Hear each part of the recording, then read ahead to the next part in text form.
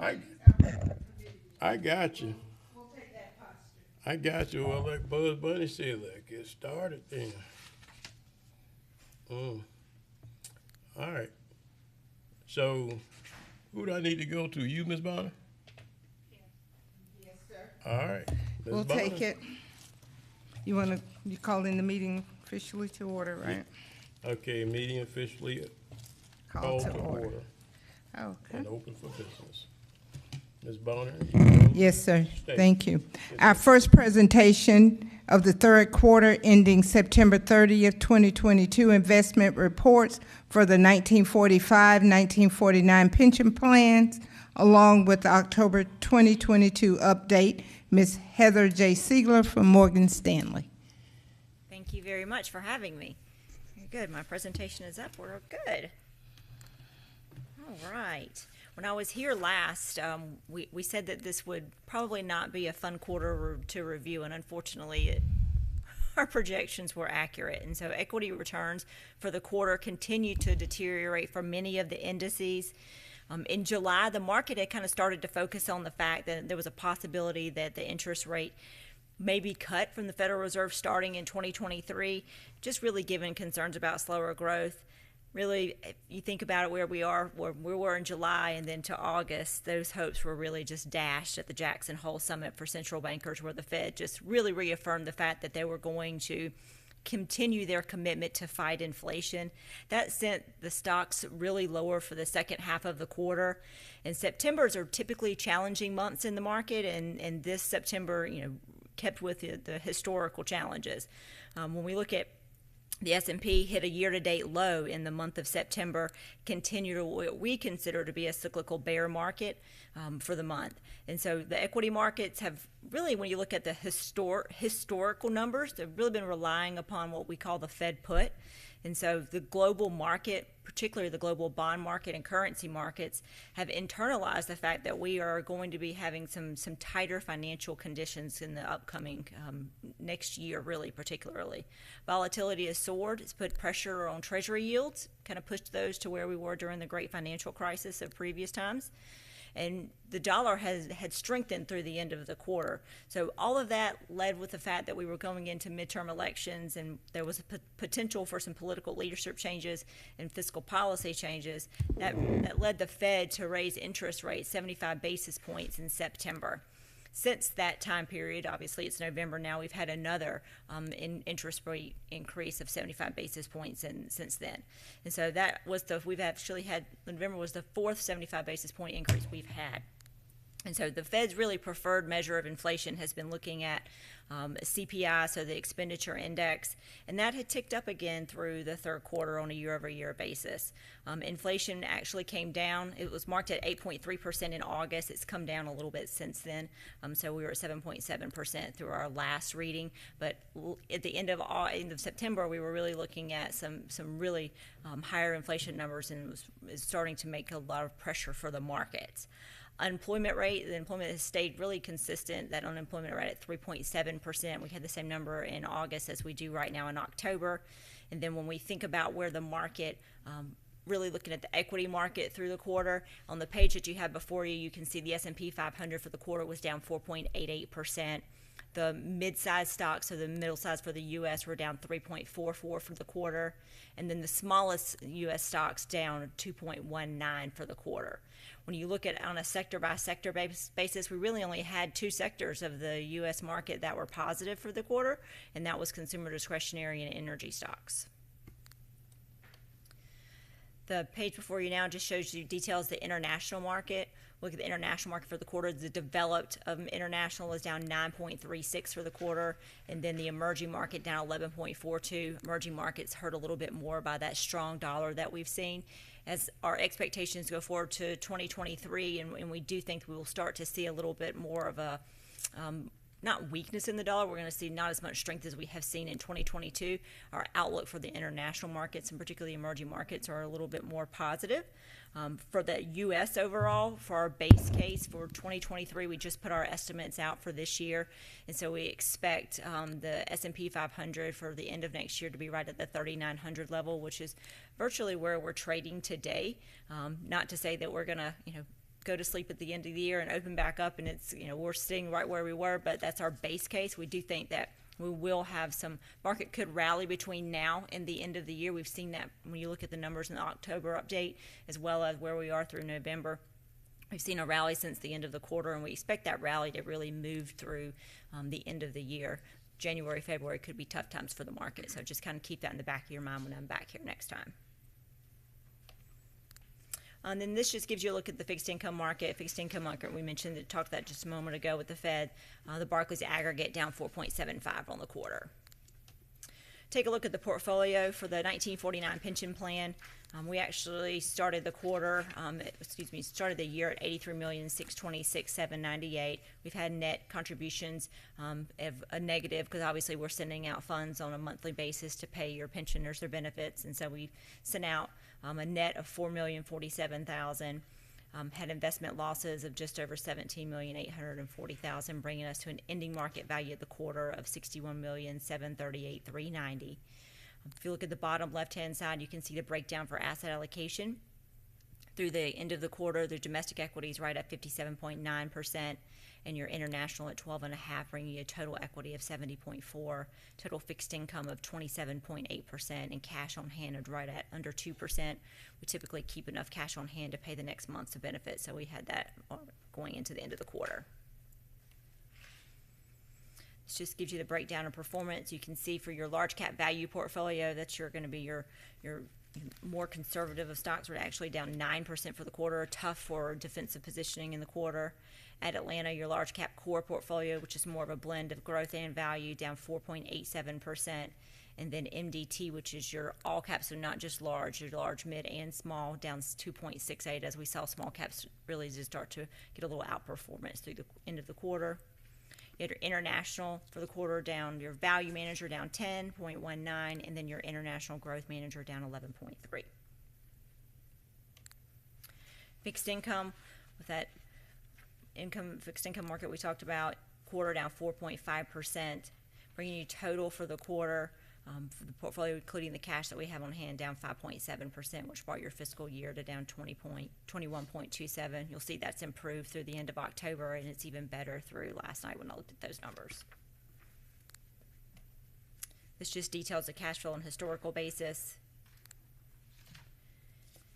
When we look at that, we're actually, just so you know, and I know sometimes this comes up, we're sending out about $575,000 a month to pay the pension benefits that are due each month. This is the update through the end of October for the 1949 plan. So improvement since the end of the quarter, but it's still down 18.2%. I pulled those numbers again just through last night just to see where we were, and it's actually down 15.4 now. So we've seen even more improvement since the end of the quarter, and hopefully that rally continues and we see better numbers by the end of the year. Any questions on the 49 plan before we move to the 45? All right, the 1945 plan, we had beginning market value of $6,109,000, net contributions out of the plan of $288,150, investment loss of $1,151,000, bringing us to the ending market value of $4,669,000. Breakdown of the distribution by assets on the left-hand side of this page as well. Total equity of just over 50%, fixed income at 46.5%, and then cash at 3.3%. Similar performance. If you look at the large cap value manager, down 8.97 on the quarter, your large cap core manager down 4.8, and then your all cap manager down 2.6, combined with your PIMCO, which is your total return fixed income manager, down 4.6%, brought the 1945 plan down for the quarter of 4.88%, or 18.36 on the fiscal. Details for the cash flow for the 45 plan. We are sending out $72,430 a month for that plan. And then the update through the end of October, actually down 16.4 versus where we were at the end of the September. And when I pulled that one through last night, we're actually down 14.5%, so improvement there as well. I would love to be able to tell you that that rally is going on now, and we think is going to continue through at least mid-December would bring us, it's going to bring us back better than where we are today, but I don't think we're any illusions that we're going to end the year on a positive note in the markets. When we look at the markets overall, we're hoping this rally just kind of dampens the pain a little bit, but we don't think it's going to bring us back to a positive. I don't want to put that dream in your mind because it's just not a possibility right now. 100%. Any questions? Y'all have anything? I have a question if you don't mind.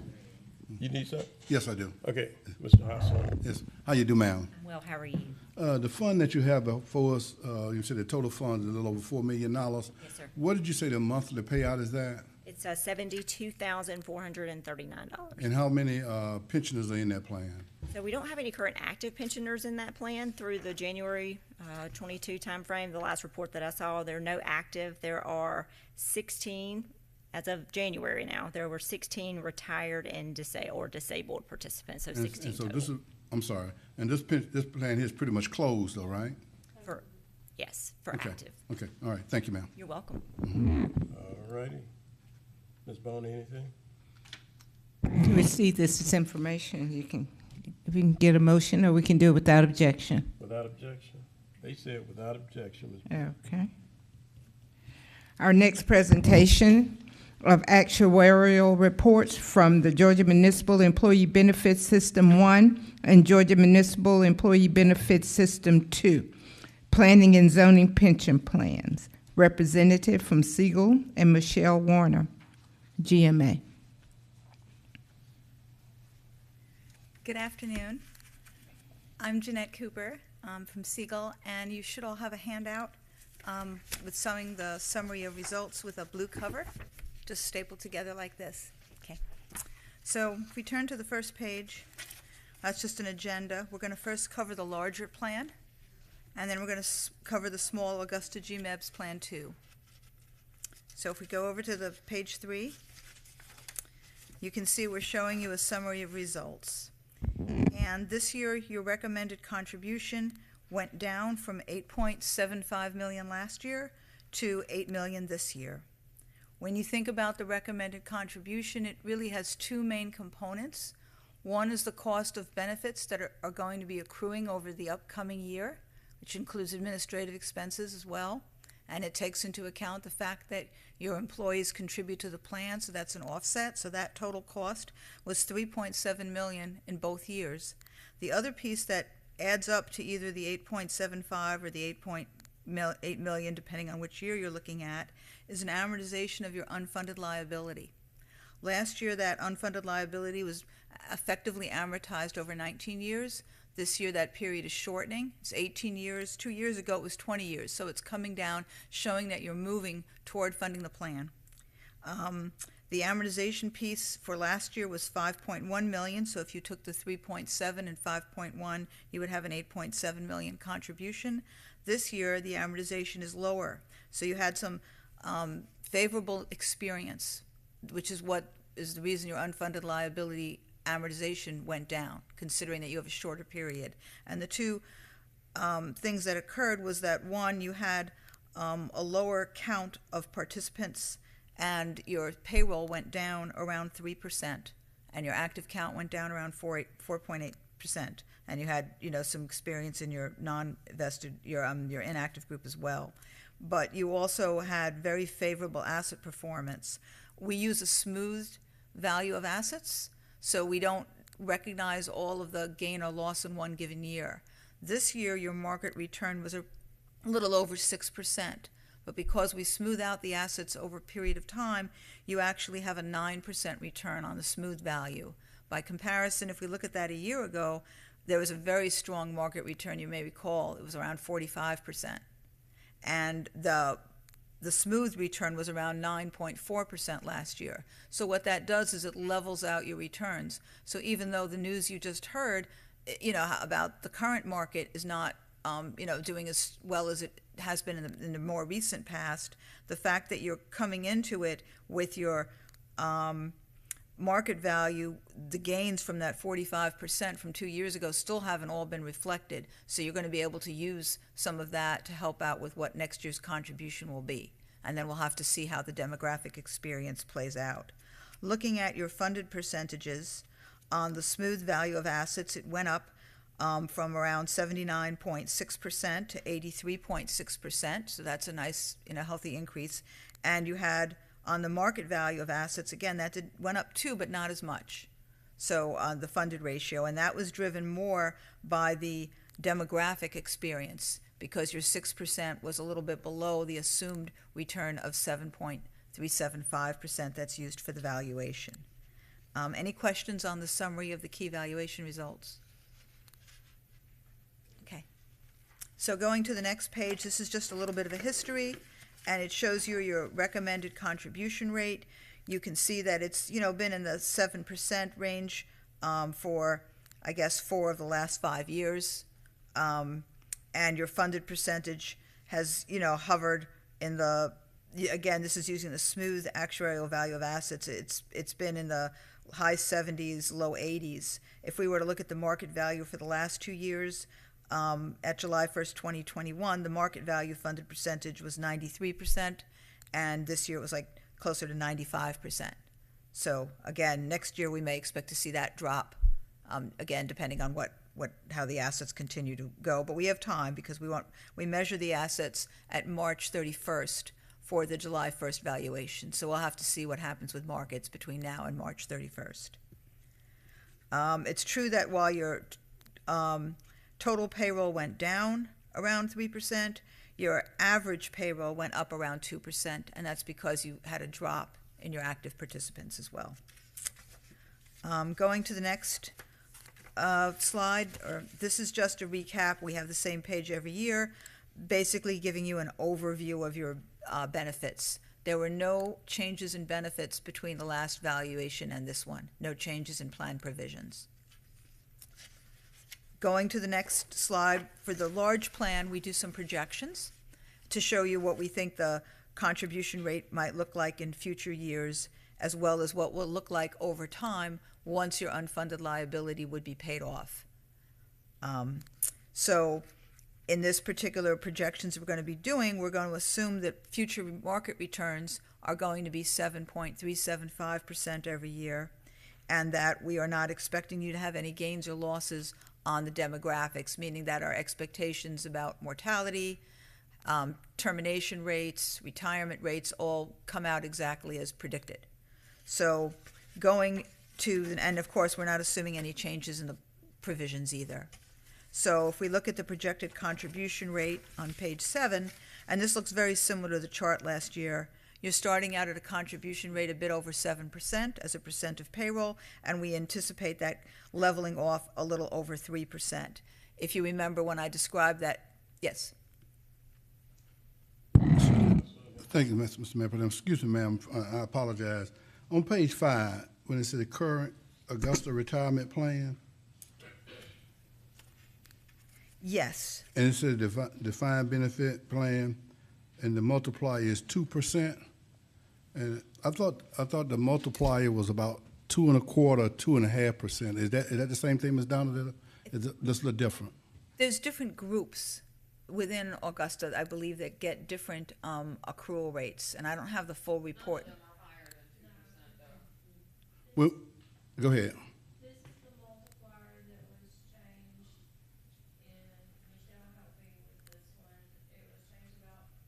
Before COVID, so like 3 or 4 years ago? 4 years ago. We increased it from 1.65, which is what it was, to the current 2%. So is that the same ones when we had the first responders and what have you, when they led the charge and the commission increased the multiplier? Is this the same one that's 2%, or was it higher than that? This is the only open plan that we have available, the defined benefit plan. This is the only plan that our employees can participate in. So if that's what you're remembering, but yes, there was a request to take it as high as, I think, 2.5%. There were some actuarial valuations done on that. The cost was pretty prohibitive, and the multiplier was increased from the 1.65% to the current 2%. Okay, well, I'm just going to say this for the record, if you don't mind. Ms. Bonner, can you look back at the records for us, you know, for me in particular, and just remind when we did that? But thank you, ma'am. Thank you. When we go over that smaller plan, the Augusta GMEBS 2 plan, which now no longer has any active participants, there's only a handful of people who are retired in that plan. That plan had a multiplier of 2.5%. So I don't know if that might have been the one you were thinking of. No. Okay, yeah, just the planning commission. Okay. So looking at the projections again on page 7, what we're showing, it starts out high and then it goes closer to a little bit above 3%, and that's because we're anticipating that if you continue to fund the plan, the unfunded liability over time will go away, and then you'll just be paying the annual cost of benefits accruing during the year with some administrative expenses offset by the employee contributions to the plan. Looking at the next slide, you have a contribution amount that we expect to go down as you amortize, as you continue to have a lower unfunded in the plan. You're paying off that unfunded, so we anticipate the amortization payments going down, but then there'll be a turning point where you'll just be paying the normal cost, but we expect that to go up each year with a payroll growth assumption of around 2.25% each year. Then on slide 9, we have the projected funded percentage, and as mentioned before, we expect it to gradually get to being a little bit over 100%. But again, that's assuming all assumptions are met, and assumptions are never perfect. And each year we have to look at gains or losses, and we set up a new base each year. Gains and losses are generally amortized over 15 years. So if you were to, for example, have a big experience gain or loss, whatever, that was a large amount, that would move your amortization period. It could actually lengthen it. But lately you've been seeing steady progression. But I think if the plan was in a steady state, probably somewhere between 10 and 15 years is what you would expect your amortization period to kind of land at. Then we can move on. And any questions on the large plan before we talk about the small planning commission, Augusta GMEBS Plan 2? Okay, so on page 10, over here we're just comparing. It's a very small contribution amount, very similar to last year. Whichever measure you're looking at, whether you're looking at this year or last year, or you're looking at the smooth value of assets or the market value, you're over 100% funded. Last year was the last year you had an active participant, and that participant since quit or retired, and so now you are left with 9 participants who are collecting money from the plan. And the next page just gives you a history of the funded percentages, and you can see that with the exception of 2020, in all other years on the smooth value basis, you were over 100% funded. And then again, just a recap of the benefits, no changes from the prior year on page 12. And then this is just the caveats, where we write down, the actuarial, the assumptions we use, and, projections. These are estimates, and that the normal stuff you'd expect when we put together a presentation of this nature. And I think that concludes, unless you have other questions, our presentation of the valuation reports for this year. All right. I would like to just mention real quick, this 2.5% that was from the planning commission, they don't participate in Social Security. Can we, Michelle, when you speak, can you identify yourself so we'll have your comments for the record? Michelle Warner with GMA. Thank you. I was just gonna point out that 2.5% Ma'am. multiplier. Ma'am, thank you. You good?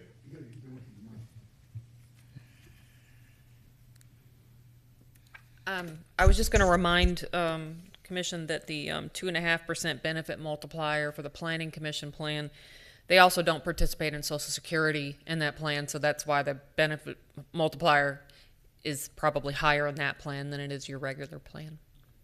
Yes, ma'am.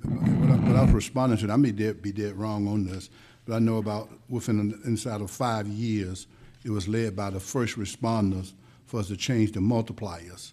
And so I was just, in that passed per the commission, and I was thinking at that time, and Ms. Donna may be right, it was less than 1%. It might have got to 2%, but I know the request was to put it higher than that. And so I assume per that conversation that what the ask was that we might have got to 2.25%, 2.5%. So I did hear Ms. Donald mention there may be something that might have been illegal about that. But like I say, I'll just let Ms. Bonner send what would he vote on, what we finalized, and I'll be fine with that. But that's where my question come from, because this was done within the last 5-year time frame. And it was about 4 years ago, and it might have been that they looked at a couple of different numbers and thought, well, the 2% was more affordable, you know. Yeah, but see, and if that happened, it never came back before let's just Oh, I assume see. it was a bigger ask.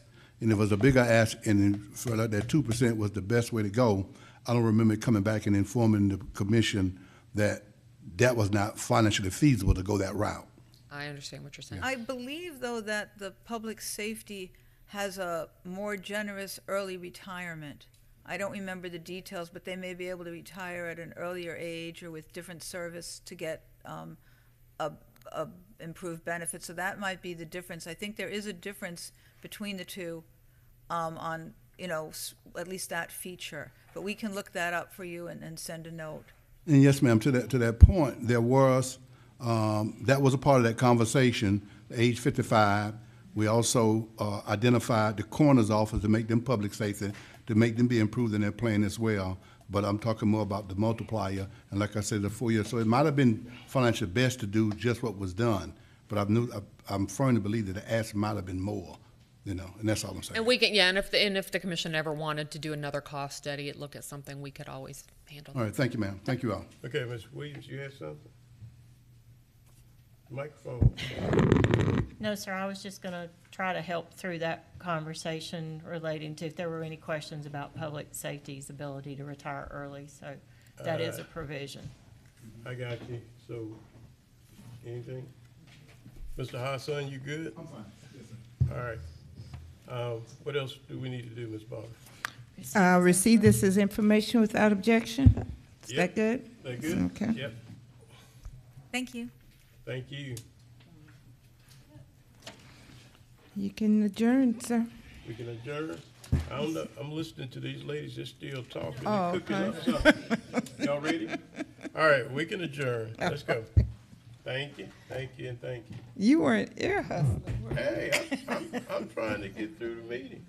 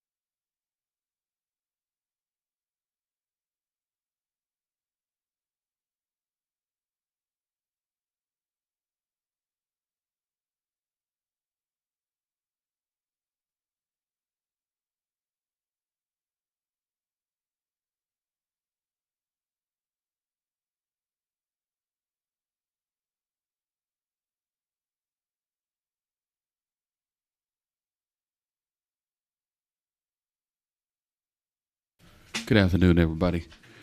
We are here to do the people's business. We'll call this meeting to order. November 15, 2:07 p.m. in the year of our Lord and Savior, Yeshua the Christ. Madam Clerk. Yes, sir. Call your attention to the invocation portion of our agenda, which will be shared with us today by Reverend Dr. Eric Betty, rector of the St. Paul's Church, after which we would like to ask our interim administrator, Ms. Takia Dowse, if she would please lead us in the Pledge of Allegiance. Will we please stand? Thank you.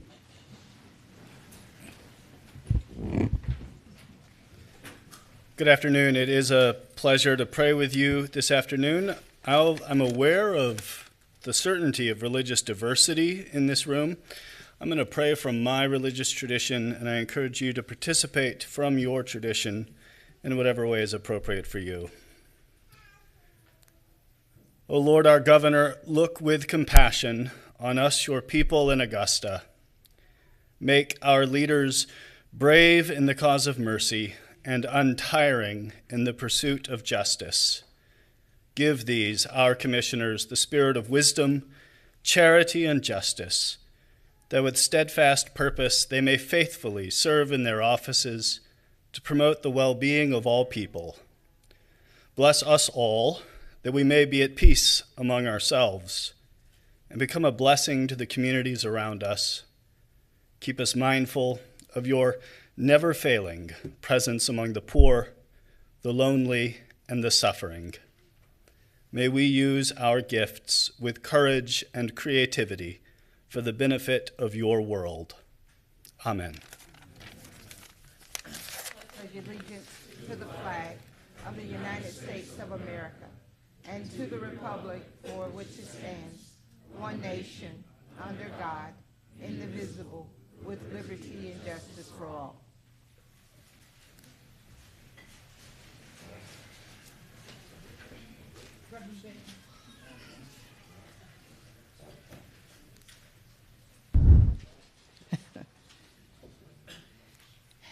We are so proud to have you with us today, and thank you for accepting our invitation to have you come and pray for us. Thank you for that prayer of wisdom, unity, and divine protection. We receive your thoughtfulness as an act of service for God. May he bless you with peace and love for your kindness shown toward us today. Thank you.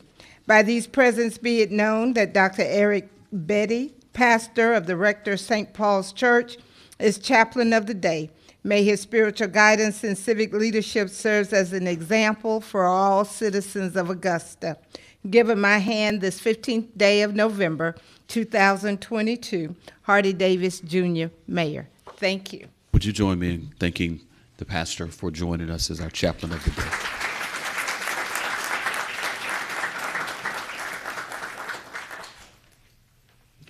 Madam Clerk, if you'll give me just a moment.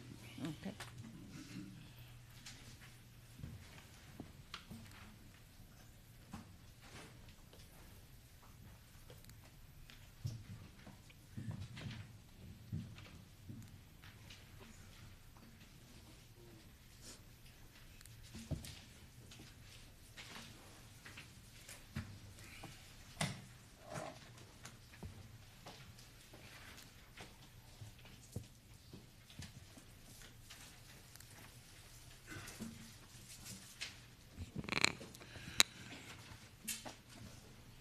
Chair recognizes the attorney. Good afternoon, Mayor Davis, Commissioners. We'll request a motion to go into executive session for the discussion of pending or potential litigation. Chair recognizes Commissioner III. Second. Voting.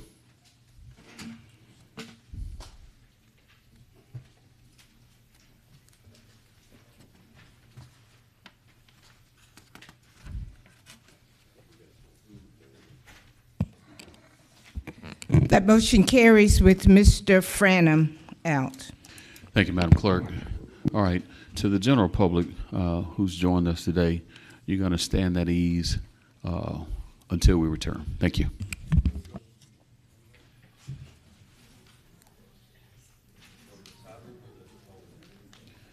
291.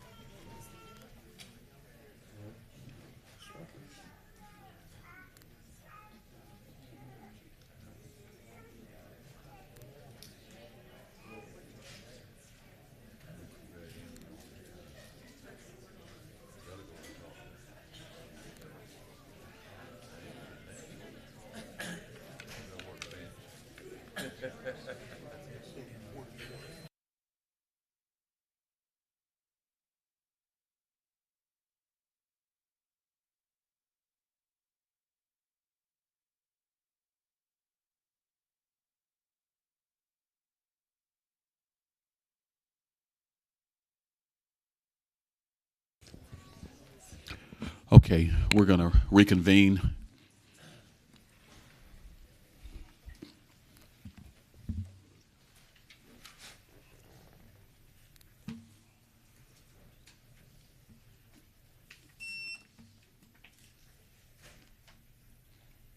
All right, everybody just hold tight. I've got a technical issue up here.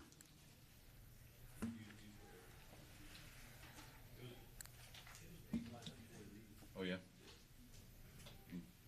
It's resetting.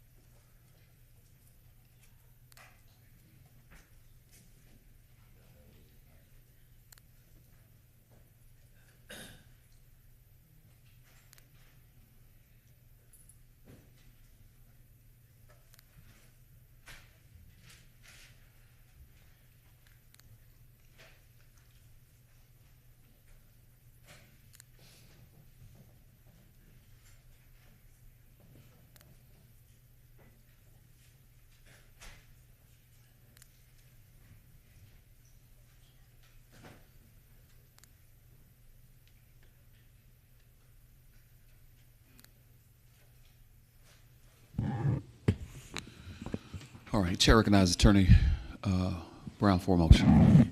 Yes, sir. We'll request a motion to execute the closed meeting affidavit. Second. Voting.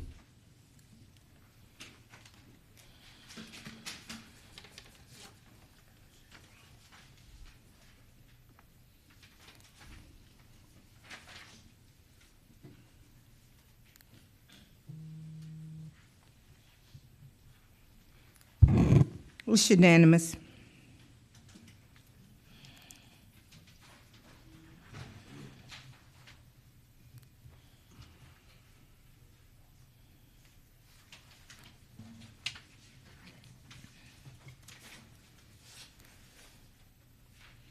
All right, Madam Clerk, we have a number of delegations that are before us.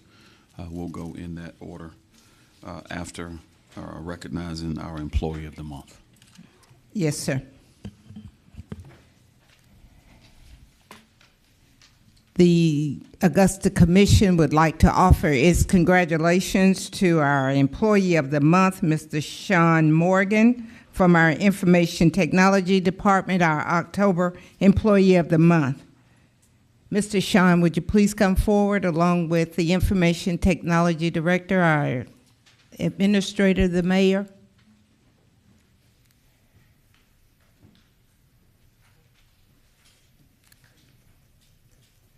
Are there other IT? Ms. Allen? Is the IT cheer team here? Okay. All right, I'll read some of Mr. Sean's accolades. Mr. Sean Morgan has been employed as a radio frequency administrator for over 9 years with the City of Augusta. He currently works to support the city radio system and mobile data terminals. This involves him working very closely with our public safety employees.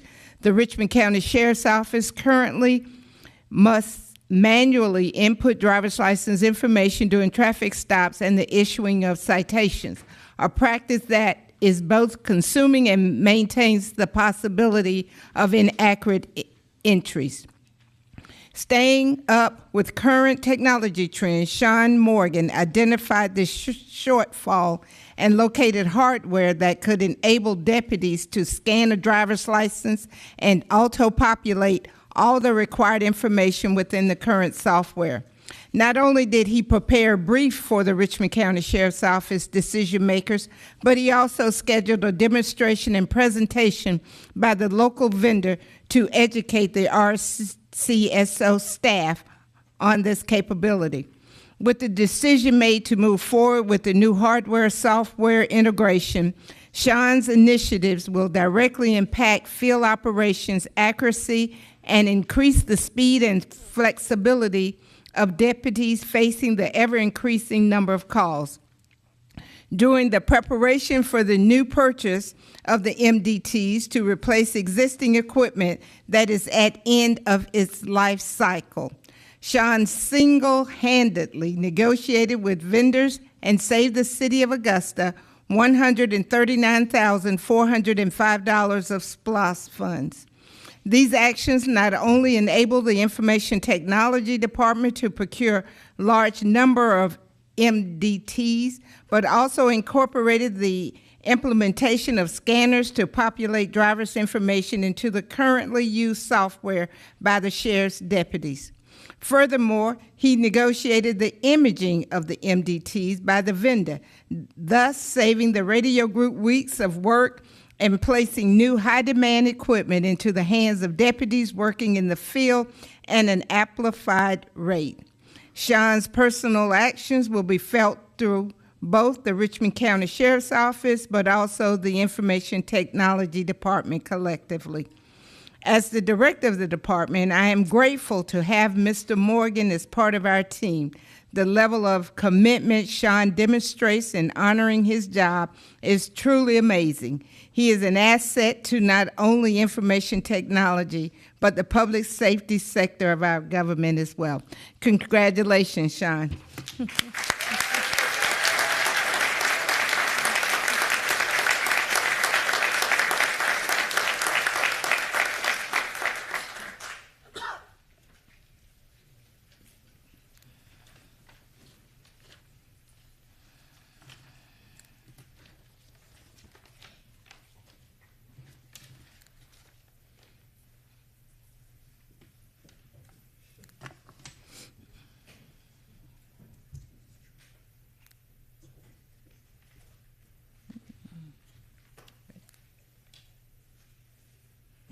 Thank you so much, Madam Clerk. I want to take a moment for a few points of personal privilege.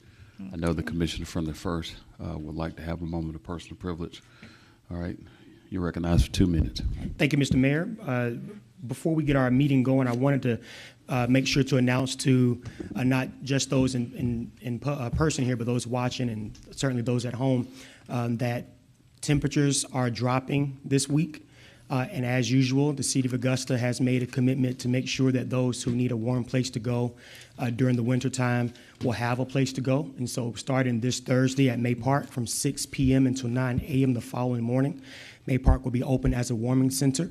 And hopefully next week at our committee cycle, we'll have it on the agenda. We'll determine a more extensive plan to prepare for this for the remainder of the winter season. So if you know anyone who just needs access to a warm place to go, May Park will be available this Thursday from 6 p.m. until 9 a.m. the following day. Okay? And again, thank you to the Commission for making that investment each year. And so going forward, we'll hope to continue that. Thank you, Mr. Mayor. And certainly thank you to the Parks and Recreation Department for making this happen. Thank you. All right, anyone else? Madam Clerk? Call your attention to the delegation portion of our agenda. Our first delegation, item B, Dr. Donna Moraine, regarding one-year follow-up on the Stepping Up initiative. Dr. Moraine, you have 5 minutes. Oh, that's not me. There. Yeah, you should be up soon. Oh, I'm sorry. I hit the wrong thing.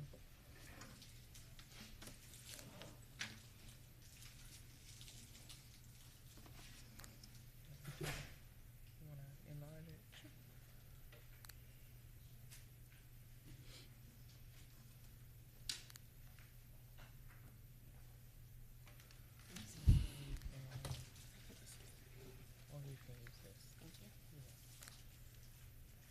Good afternoon, Commission. My name is Dr. Donna Moraine. I live at 1833 Kissing Bower Road, and I'm here because just over a year ago, last October, you guys unanimously passed the Stepping Up Initiative, which is a nationwide commitment by counties to divert the mentally ill away from the jails and instead to services.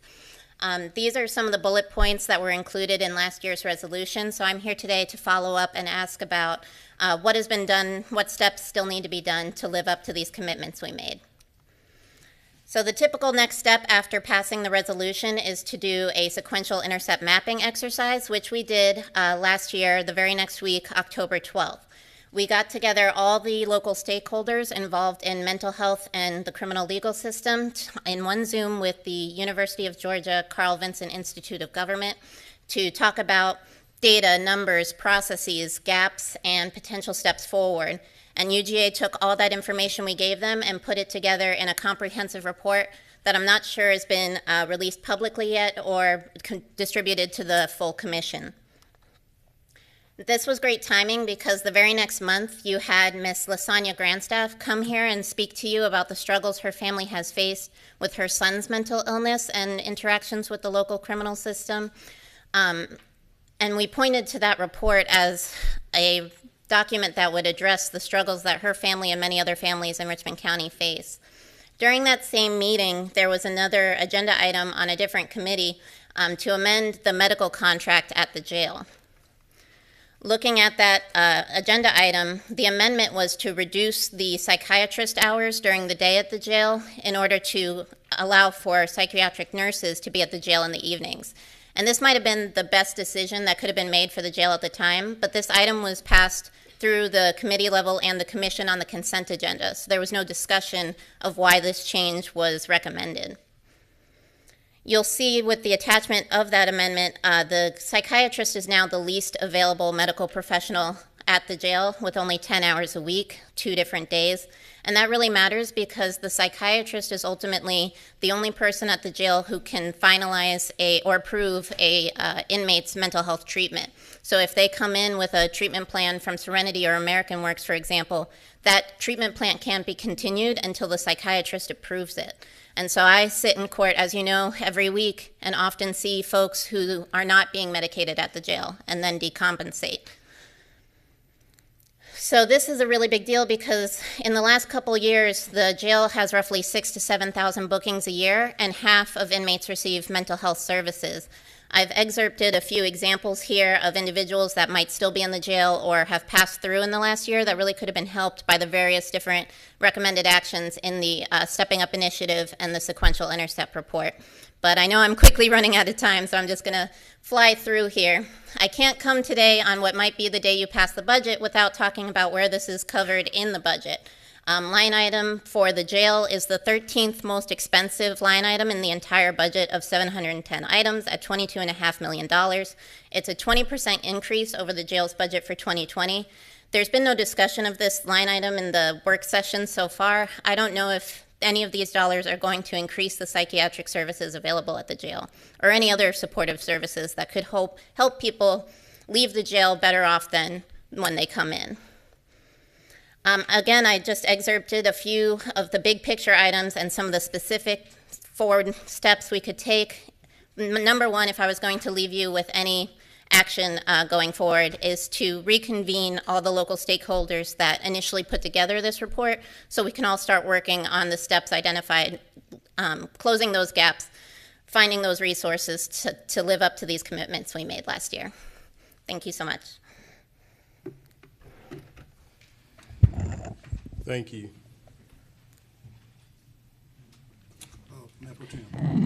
Hang on a second. Mr. Hassan has a question. Yes, Mr. Commissioner, Mr. Mayor Pro Tem, and to my colleagues, normally I don't like to make comments during this portion of our thing, but I think, I have a question for Dr. Moran. Dr. Moran, when you convened, or who convened those parties last time? You know, I'm not sure who the point person was, so that's kind of why I'm coming to you all at once, is I'm not sure who would be the one point of contact that could get that done. Okay. So to my colleagues as well as to myself, if you kind of Google, because the last time we got some from Dr. Moran, I think it was more from about the Public Defender's Office and things of that nature. And as I Googled and went back through my search engine, realized that we've been getting information from her probably all this year. We may have 5 or 6 emails that are very thorough. And so I took the liberty of sending her my phone number and actually giving me a call. And what I found out, just from a professional level, is that she's a scientist by profession. And with that being said, she's looking at all of these suggestions that she's bringing to us with a very critical eye. And I just encourage us at some point in time, I know we be very busy, but try to look at this and see how we can help these government, because it has some real impact on people's lives. And so we need to take it serious. And I will say to this body, that is one of the things that I potentially probably would be doing in my next life after this, because I've looked at the body of work that she sent us, and I'd like to thank her for putting those efforts in the body of work, your scientific eye, and doing what you're doing. So thank you very much, and we need to find out how we can help this situation. Mr. Johnson? Thank you, Mayor. Yes, thank you, Mayor Pro Tem, and thank you, Dr. Moraine, for your work on this. The Stepping Up initiative, Commissioner Hassan asked who convened everything. I'll give you a little backstory. When we decided to go this route, I presented the Stepping Up initiative to the commission. The commission passed the resolution. We passed it unanimously because we understood the issues that folks are dealing with mental health across the community. The SIM workshop happened. All the parties came together under the leadership of the University of Georgia. And where we are right now is still waiting for the University of Georgia to continue the follow-up. And so what we're going to do is, and again, this is also something that the Homeless Task Force has kind of grabbed as one of its, I guess we can say, key issues. What we can do is kind of talk about how to move forward, getting the University of Georgia back involved with this sequential intercept follow-up. And I absolutely love the idea of having some type of work session to figure out how to take it from where we are now to where we want to go. And so I'm not sure if that's going to be something that we can do before December 6th, but absolutely it'll be something that we pick up first quarter. That's my commitment to you publicly, that we'll reconvene that work session. Thank you. Yep, because there's a great need. Thank you. Good. Thank you. All right. Ms. Bond, I think we're moving on to the next one. Our next delegation, item C, Public Art Update from the Greater Augusta Arts Council.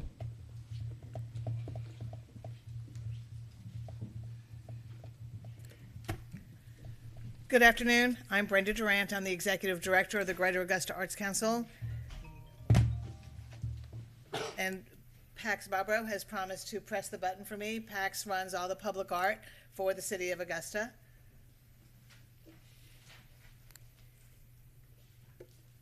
And I promise to be quick, but to talk slow.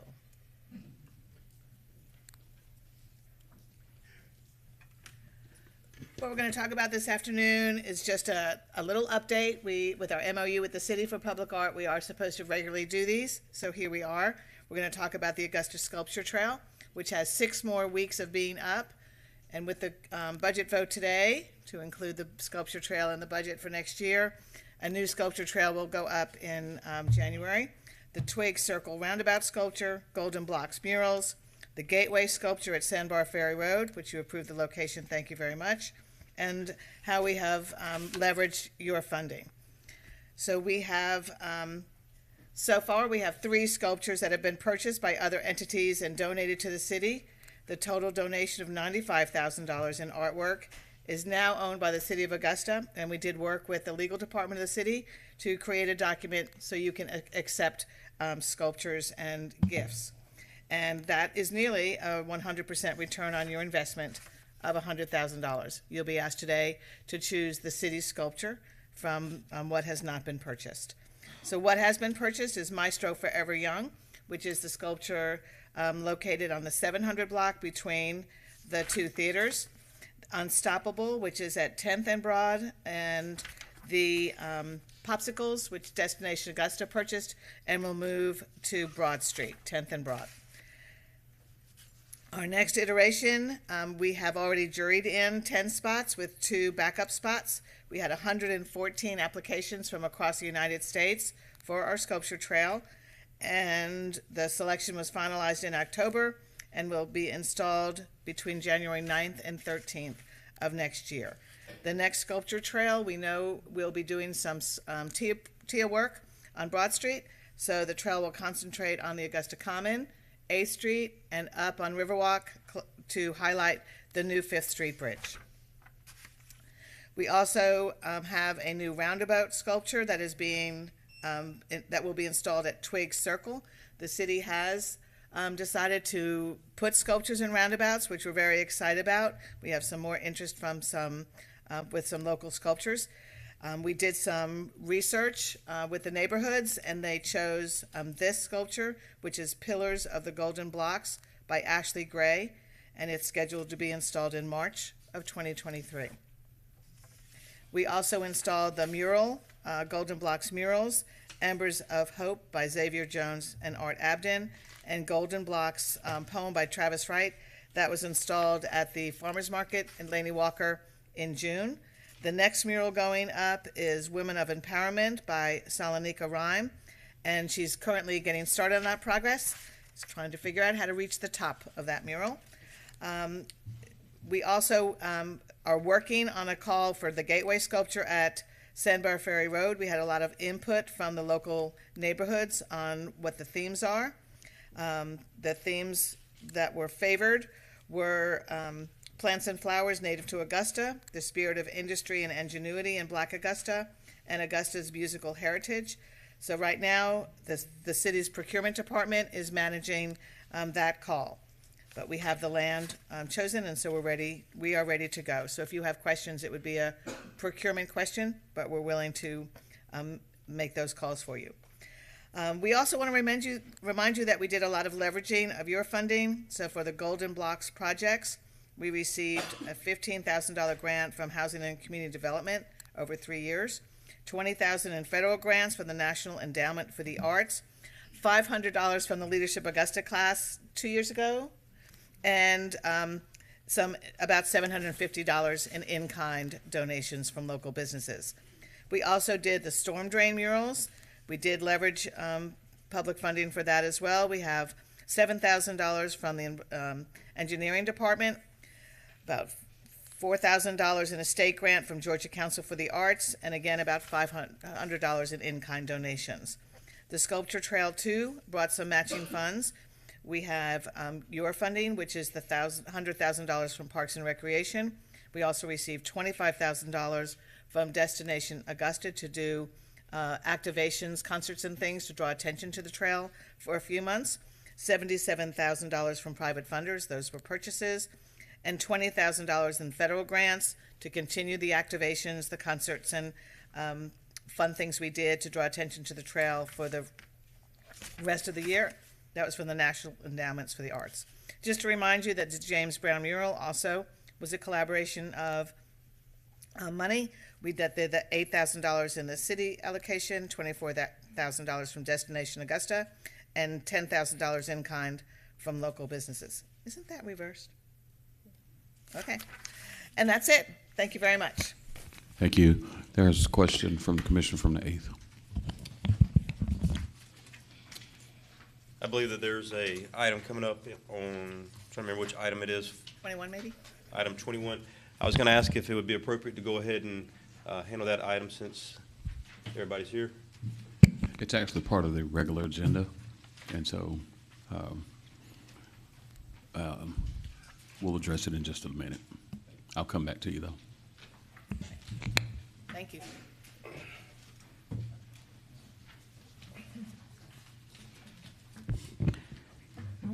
We're proceeding, sir. Yes, ma'am. Okay.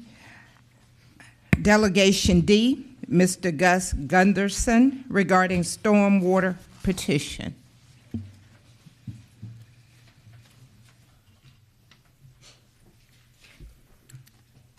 Good afternoon. Sir, you have 5 minutes. Okay. If We're you'll- here for the stormwater for the people of Augusta, Richmond County. They have no services. Sir, if you would state for the Stormwater. record. They receive a bill Mr. every Gunderson, month. right here, to your left. If you would state for the record your name and your address. Okay. This is my first time here. No worries. Your name and your address. The petition, we're asking for a vote on the stormwater issue. We have people in the area that cannot actually afford this have a stormwater fee put on them. The mayor just wants you to state your name and address. Oh, okay, sorry. No problem. Yeah, I'm Gus Gunderson, 3260 Bath Passion Road, Hesbaugh, Georgia, 30815. Thank you, sir. Continue. Okay. The people of our area, Bath Passion Road, Passion Bridge Road, US 1, Dean Bridge Road, and they all are receiving bills from stormwater. We supply our own utilities. The only thing the stormwater may do once a year might be mow the grass along the edge of the road, which the residents already do. We would like to have a vote done to eliminate the stormwater fees. And this is something that it has to be done because we have people in the area. There's one lady going on 80 years old. She's a widow. She has the only income she has is half of Social Security from her husband that passed away. She can't afford stormwater. She has holes in the floor of her house. She's afraid snakes are going to come in.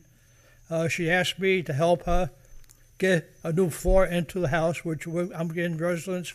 We're going together. We're going to be doing it. But the stormwater people are not supplying no service at all. It's just a bad thing. It's a corrupt thing. They are charging people for no reason. They are charging churches for calling them a business. A church is a house of God. You don't charge God for his house. Okay. That's just about it. I got the petition, and I would hope you people look at it real good and take a vote on it. But these people are hurting. The people on Parker are really hurting bad. Thank you, Mr. Gunderson. Okay, thank you. Thank you.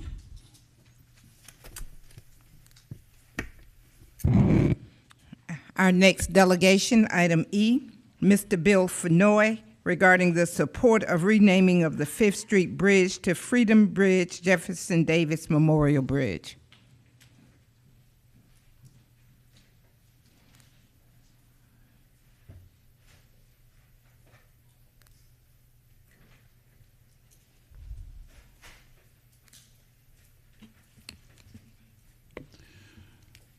Commissioner from the 1st, you have 5 minutes. All right. My name is Bill Fenoy. I reside at 1420 Commonwealth Way, Hepzibah, Georgia, 30815. That's Commissioner Brandon Garrett's district. We neighbors now. On the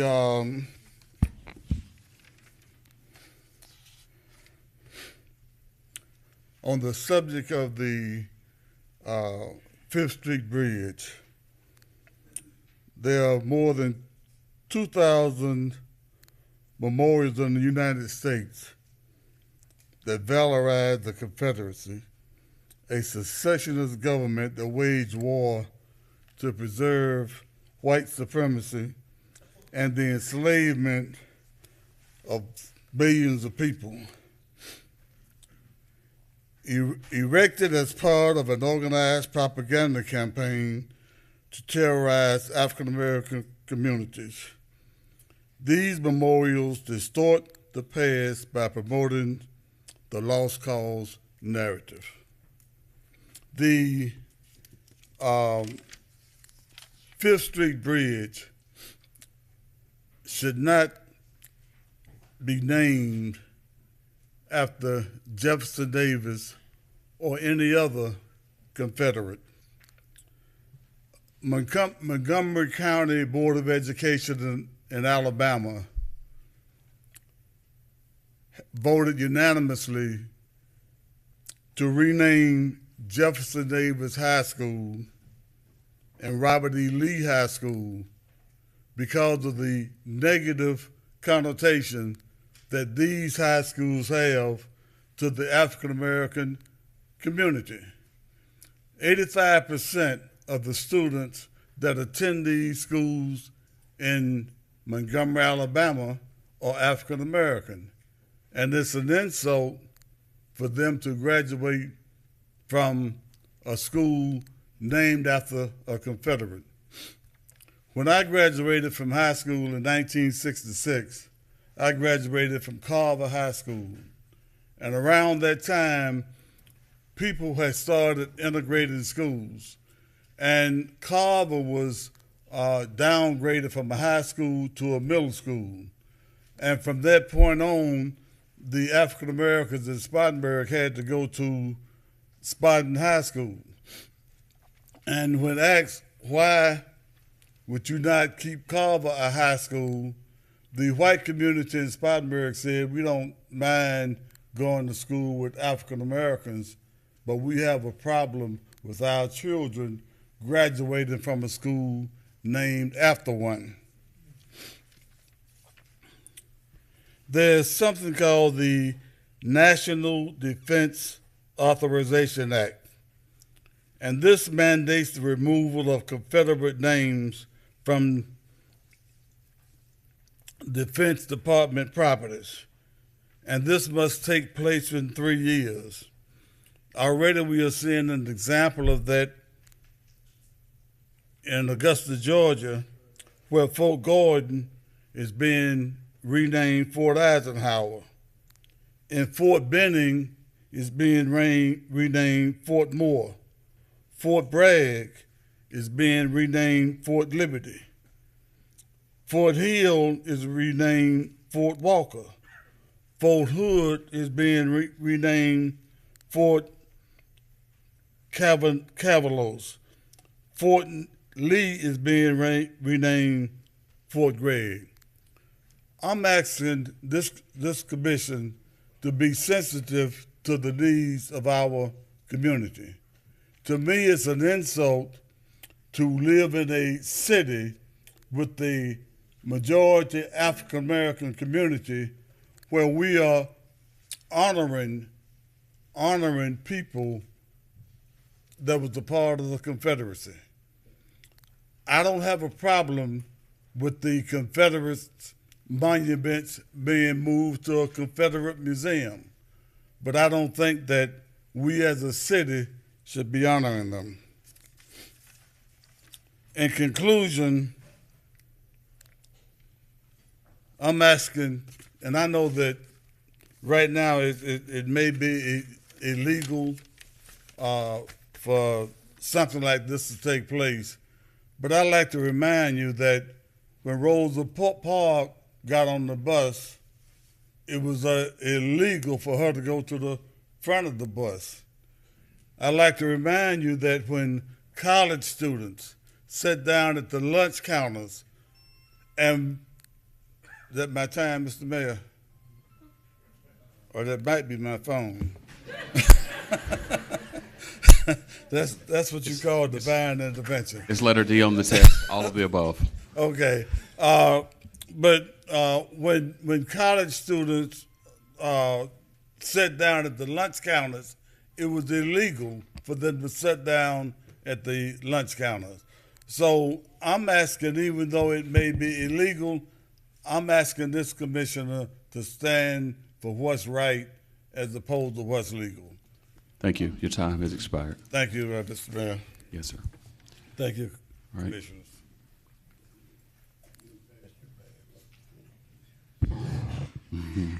Our next delegation, item F, Ms. Virginia Ruth McNeil, regarding reconsideration of the Augusta Planning Commission regarding spot zoning of 3029 Cardinal Drive to a different zoning classification than all of the properties on the street. Hi, thank you. My name is Ruth McNeil. I live at 3028 Cardinal Drive. This may be more appropriate for me to wait until this item comes up on your agenda. Do you want me to go now, or do you want me to wait? Go. Waiting is good. Wait. I'm okay with that. Wait. Okay, so wait till it comes up in a few minutes. Okay.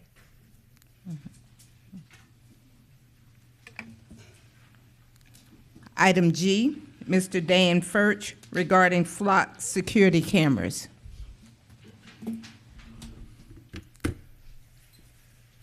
Good afternoon, and thank you for the opportunity to speak with you.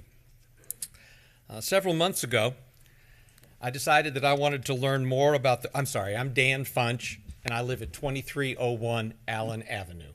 And so my name is Funch with an N, not an R. I guess when I sent in the paper, my penmanship was not up to snuff. That's right. That's right. Okay. So, several months ago, I decided that I wanted to learn more about the way our county government works. So I began attending these commission meetings. And one of the things I've observed is how seriously each of you take your role. And I just wanted to have this opportunity, among other things, to thank you for your obvious care and concern for our community. But coming here this afternoon was occasioned by actions at the last meeting. And my remarks are happening today, even though you made your decision last meeting because of two failures. Number one, and most importantly, my failure to speak up when I first read in the Chronicle about the flock security camera system that had been purchased at that time and installed by the Somerville Neighborhood Association more than 2 years ago. More recently, I read about additional installations in high crime areas throughout Richmond County, and I have begun to notice these cameras around town.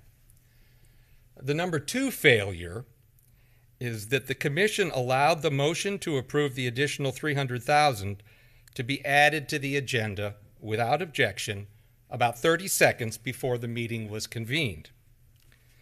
In my view, this is a failure to be transparent and to provide a timely opportunity for citizen comment. I'm gravely concerned and troubled about the presence of these cameras. It's not merely that video is being recorded without the consent of those being recorded. After all, we're recorded at ATM machines, gas stations, doorbell cams, etc. However, those images are in private hands and are not accessible to government without a magistrate's consent. The flock security cameras are directly in the hands of the government, and to my knowledge, the videos do not require judicial third-party permission to use.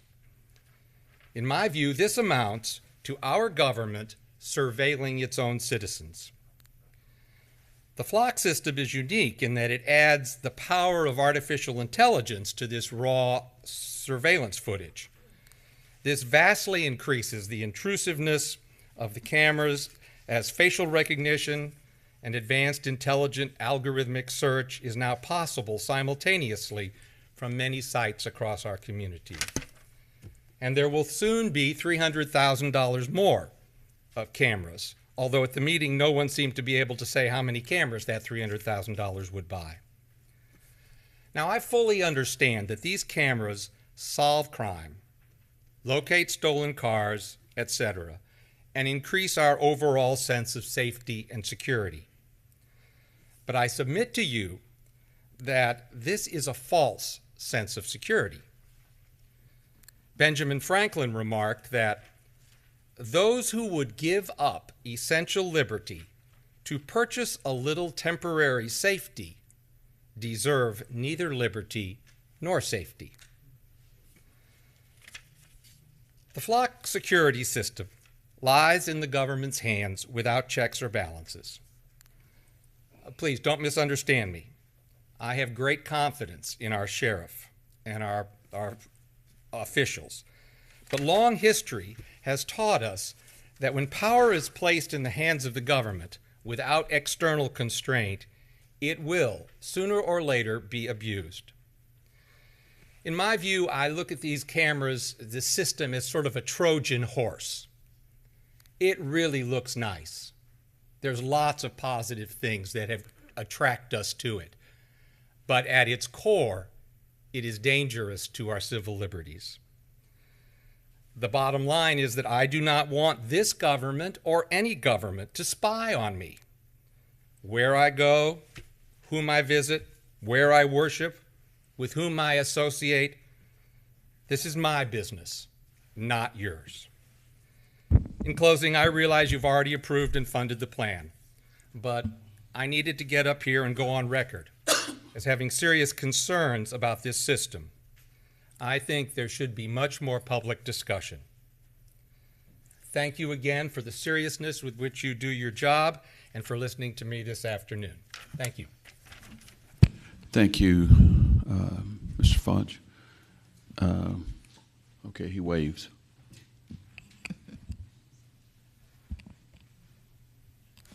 Okay, Chair. Is my mic on? Well, you were in the queue and out of the queue. Oh, okay. It's All right, not Chair showing. recognizes- It's Chair not recognizes- showing me. It shows up on mine. Chair recognizes Commissioner from the 10th. Thank you, sir. In answer to your question, I believe it's 112 additional cameras. And you're talking about, being tracked and everything. I bet right now you've got a cell phone on you. And are you aware that the cell phone will track you 24/7 everywhere you go and all of your information? I am aware of that. I do keep my cell phone notifications on off, or my tracking locations on off. But I think that's in the hands of a private company. Now, And Google there's- may take over the world. I understand that. Anyway, but that's it's another deal when the government's doing it, in my And that private company sells your personal information at every chance they get. They do. They do. And the government purchases that information. I know that.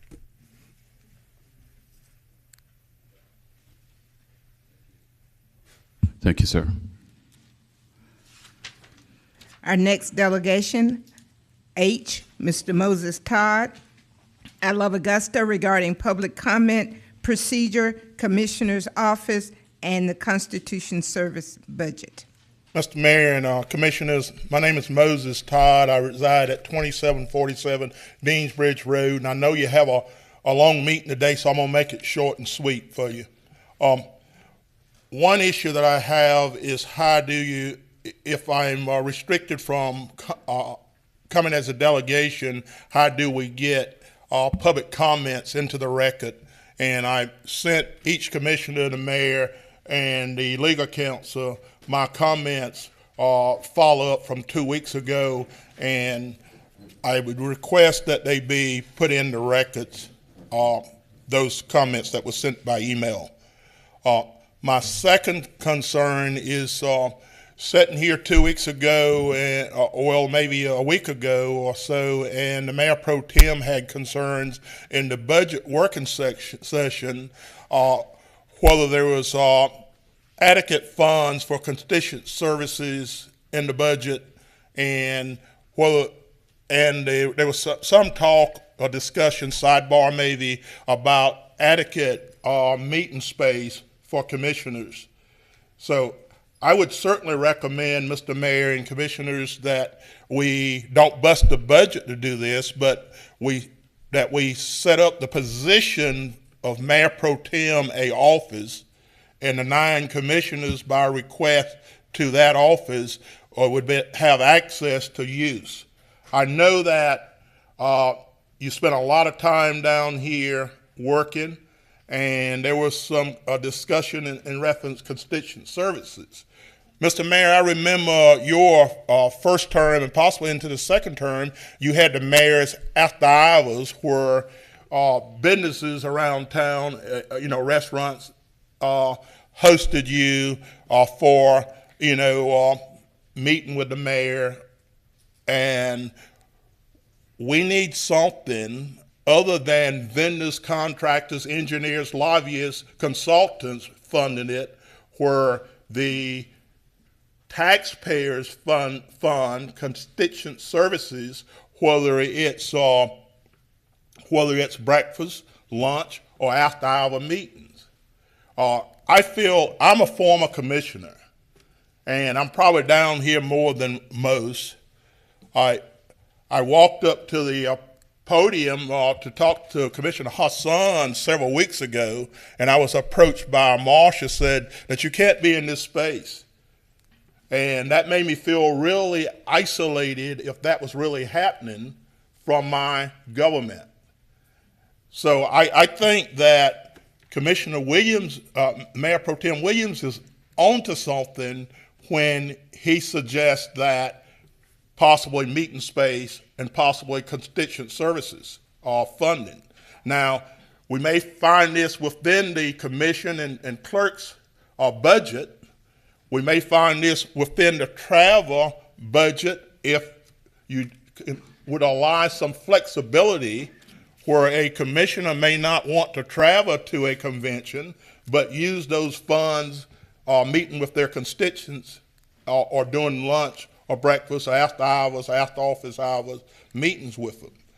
I would urge you to look into that concept and maybe figure out a way to make this happen or to allow this to happen.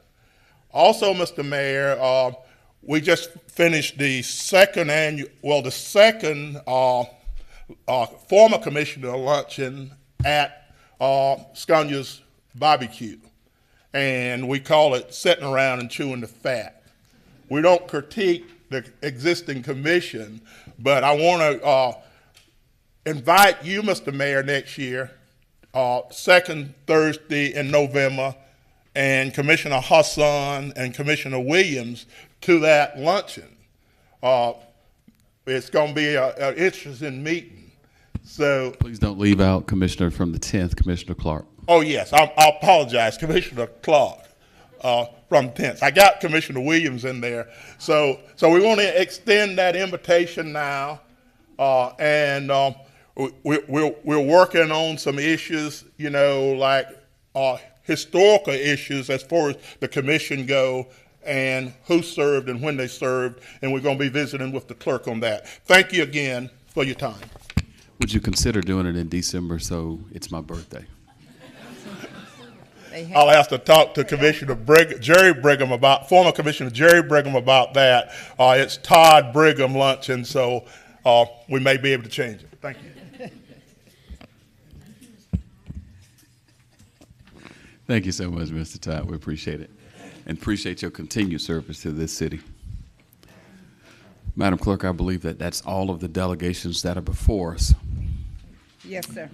With the exception noted that Ms. McNeil. Ms. McNeil will be coming back when we address the Planning Commission agenda item.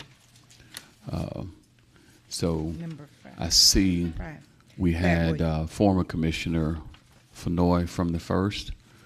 We have former Commissioner Aiken from the 1st. We've got former Commissioner Todd from the 4th. Are there any other formers? All right. It's good to see everybody. Madam Clerk? Yes, sir. And just to be put on notice, sir, Ms. McNeil item is within the consent agenda, item number 5, so it needs to be pulled or discussed when we get there. Okay. Absolutely. I think we're at that juncture in our meeting. Our consent agenda consists of items 1 through 20. Items 1 through 20.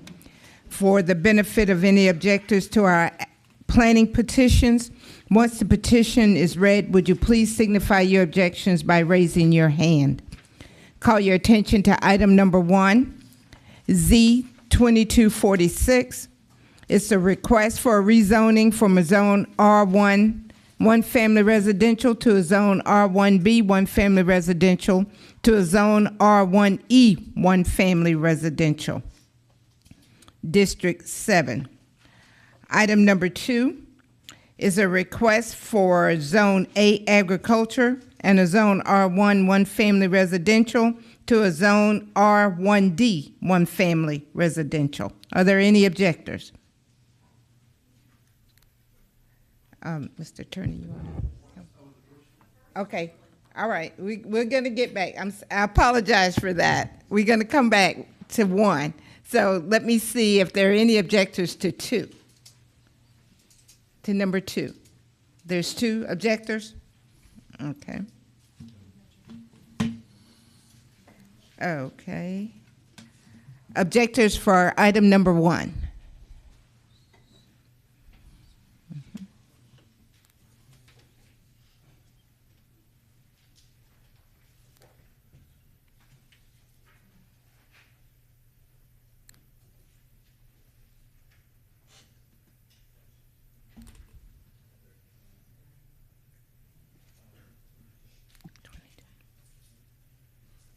You may take your hands down. Okay. Item number 3 is a request for a zoning from a zone agriculture to a zone B2 general business affecting property located at 2955 Gordon Highway. Are there any objectors? Item number 4 is a request from a zone R1 family residential and a zone RMH manufactured home residential to a zone R manufactured home residential affecting property at 928 Hepzibah McBean Road. Are there any objectors? Okay. And item number 5 is a request for rezoning from a zone R1 one family residential to a zone R1A one family residential affecting property at 3029 Cardinal Drive. Objectors? Ms. McNeil.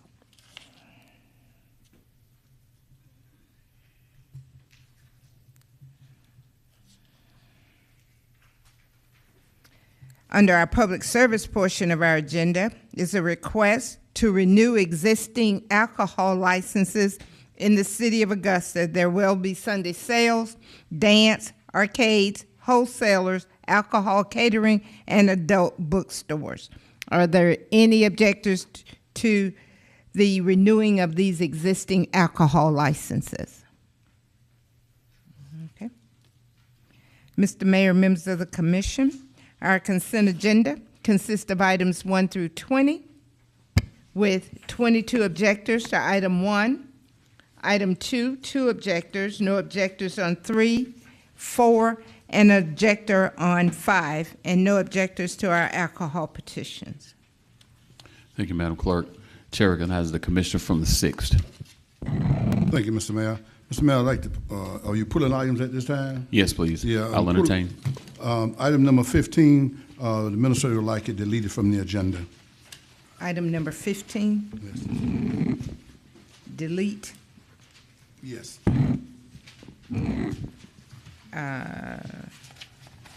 All right, number 15. All right, Chair recognizes commissioner from the 1st.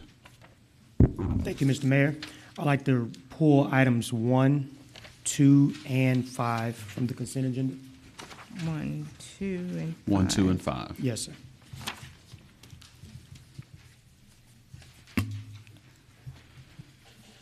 Chair recognizes commissioner from the 10th.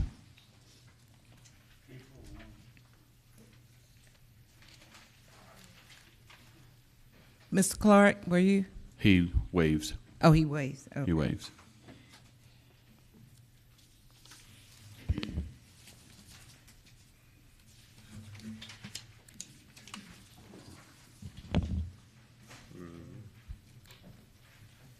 Mayor. Okay. Chair recognizes the commissioner from the 8th. I'd like to add item number 23. To the consent, sir? Yes, ma'am. Okay.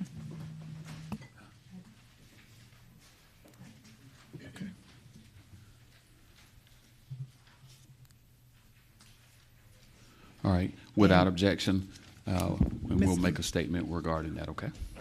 Mr. Mayor, Yes. just as a house cleaning, we'd like to acknowledge the second reading of the ordinance regarding our tiny homes. Okay. All right. What we'll do is, let's go ahead and do that, Madam Clerk, now. Item number 11. Okay. It's on our consent agenda. Okay. Just wanted to, Acknowledge our second reading. yes, sir. Wonderful. Thank you. Mhm.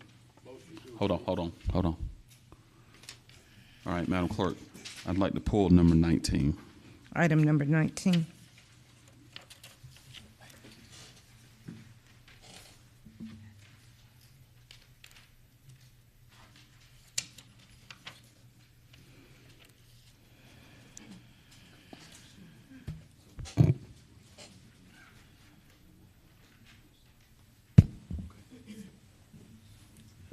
Madam Clerk, we're not pulling it. It's going to remain. Okay. All right. All right.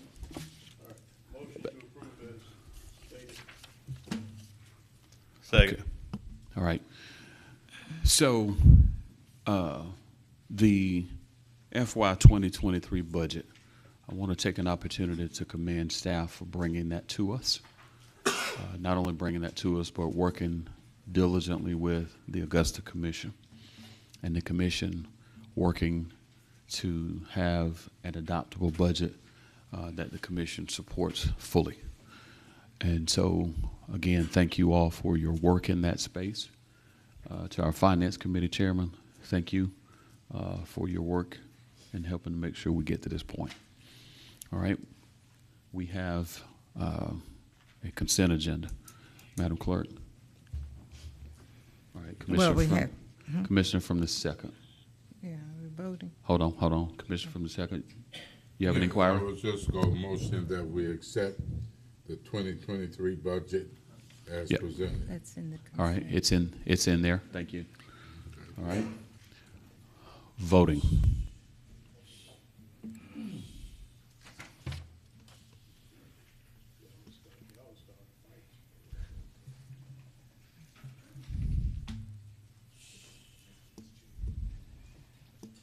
That motion carries 8-1, with Mr. Clark voting no. All right. Thank you. All right. Okay. Okay.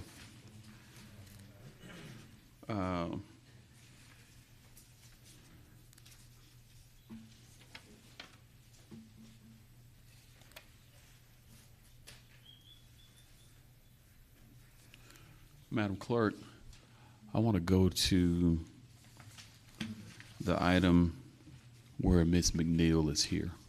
I want to give her. That would be item number 5. Okay, we're going to go to that one first.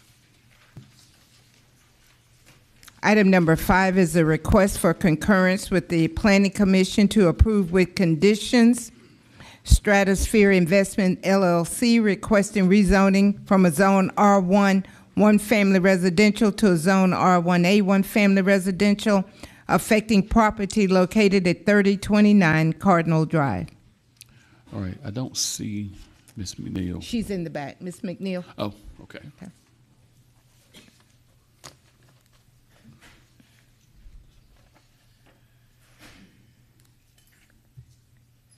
Thank you for letting me speak. I'm Virginia Ruth McNeil. I live at 3028 Cardinal Drive, Augusta.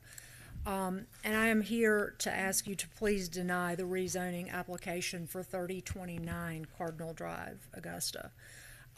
This was recommended by the Planning Commission for approval in a 6-3 split decision last week, so not unanimous. The application is an appeal to spot zone 3029 Cardinal Drive to R1A, which would differ from all the other houses on the street, which are zoned R1. This would allow the lot to be divided into 2 lots with 80 feet of road frontage each and resold as 2 individual lots. The Planning Committee was convinced that this was a good idea because it involved the demolition of a smaller, older, poorly maintained home that currently sits on that single lot, in favor of dividing the lot and being able to divide 2 new houses, theory being that it would increase the tax base, it would increase the benefit to the neighborhood to get rid of the older home, which it would. They provide the people who are petitioning to do this, which are basically one real estate agent and the investor who just purchased the property, provided several examples of how our neighborhood has been improved by demolishing older homes and rebuilding newer, better homes. There are several examples on Park, Pine Needle, and one on Cardinal. And the neighborhood does benefit because of increased property value, and the city does benefit based on increased tax revenue. So this is all true, that it would probably be in the best interest of the street to demolish this older home at 3029 Cardinal Drive. But what is not true is this, and what they did, they linked the demolition of this older, poorly maintained home at 3029 with the rezoning of this lot into two different lots. And these two things are just not inextricably linked. The house can certainly be, the demolition of the house is a property rights issue, not a zoning issue, and can certainly be demolished. We're not in a historic district, and no one is questioning that. What we, and it's just me here today, but I had two other neighbors. I had the neighbor at 3027 and the neighbor at 3030 here with me at the planning and zoning meeting last week, who were also opposed to this. The division of this lot to spot zone a property to benefit two individuals at the expense of the neighborhood is just not something that we're in favor of. None of the examples that they provided of the houses that have been demolished in our neighborhood involve examples of houses that are demolished in favor of dividing lots and putting houses on smaller lots. And in fact, some of these houses actually combined lots, and so they're actually sitting on a bigger lot, and at least at the size lot that was originally there, and some are sitting on bigger lots because they combine lots. The last house that was torn down on Cardinal Drive at the corner of Cardinal and Pine Needle has 150 feet of frontage on Cardinal, but this lot was kept intact in order to build one bigger, nicer house. And again, it still benefits the city. It increases the tax revenue because it's a more valuable home taxed at, that is going to generate higher tax dollars. So there's no reason to link the demolition of this house with the division of this lot. And so my point is that to demolish this house, to make room for progress, to make room for a nicer home, to make room for improvement of the neighborhood and increased tax revenue for the city is a good thing, but it does not require rezoning of the lot or division of the lot. In fact, the best use of this lot is to keep it intact and follow the precedents of the other homes in the neighborhood that where less nice houses have been torn down in favor of nicer houses. That's the example that we should follow, and to do that, we need to keep this intact as one lot. And in their letter of intent that they submitted, this would actually be prevented. The division of this lot, they're proposing putting deed restrictions on the two new lots, which would actually limit the size of the house that can be built on it, so it would not be possible to join these lots back together and build a bigger house, because the deed restrictions that they're proposing would prevent that. I would also like to take this opportunity to point out the problems with spot zoning. In my search to get an exact definition of spot zoning, I found this. It is the process of singling out a small parcel of land for a use classification that is different from that of the surrounding area for the benefit of the owner of such property and to the detriment of the owners of surrounding properties. This is a different concept from spillover, which is simply a planned growth by the city where there's a natural progression of changing in zoning classifications. This is just spot zoning one single lot in an already developed neighborhood to something that's completely different to all the other houses on the street. Ms. McNeil, your time has expired. Thank you. No, thank you. This is representative democracy at work. Cities are, in fact, laboratories of democracy. All right, I'm going to recognize the commissioner from the 3rd. Yes, I'd like to make a motion to refer this back to committee for further discussion, please. Second. All right, I've got a motion and a second. All right, everybody suspend. Just hold tight for a second.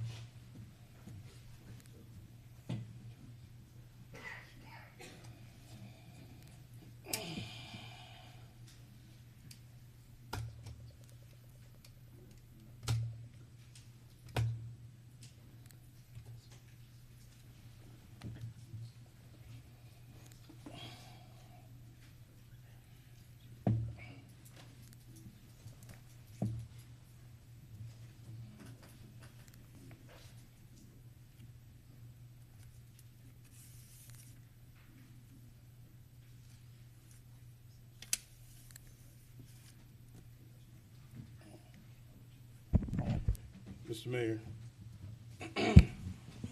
Mayor Pro Tem, it's not necessary.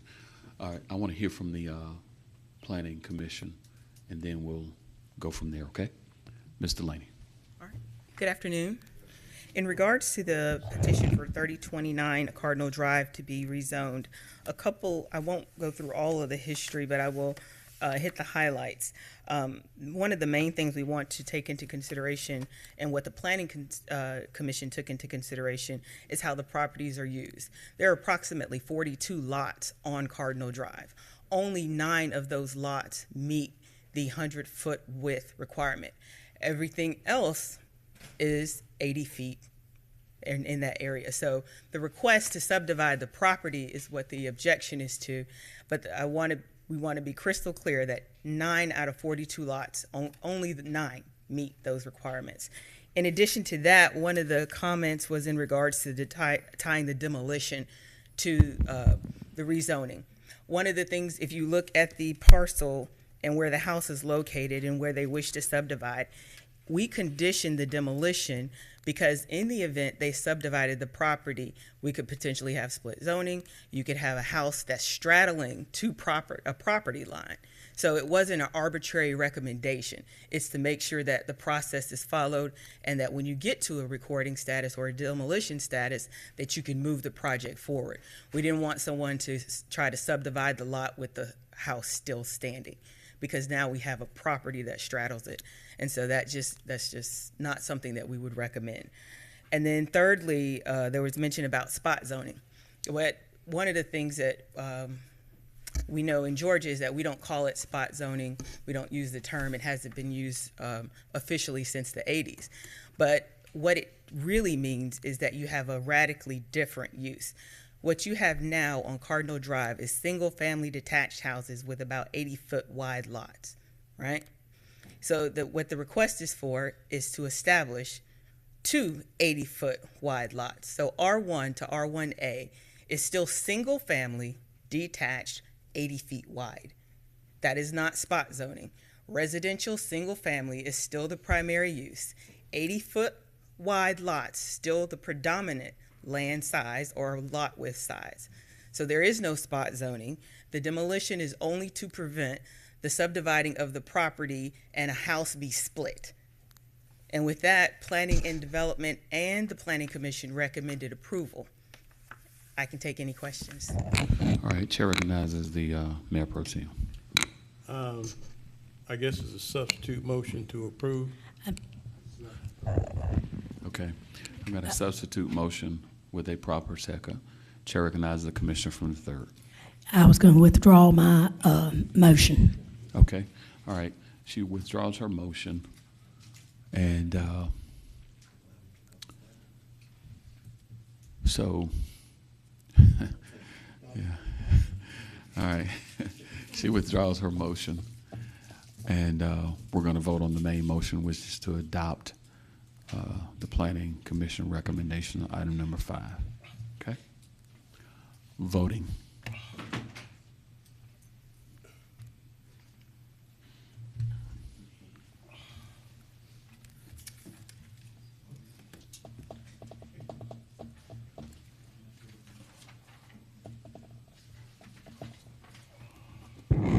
It's unanimous.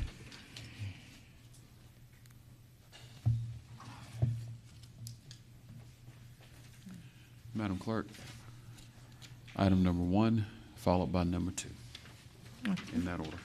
Item number 1 is a request for rezoning from a zone R1, 1 family residential, and a zone R1B, 1 family residential, to a R1E, 1 family residential. Thank you. Chair recognizes the Commissioner from the first.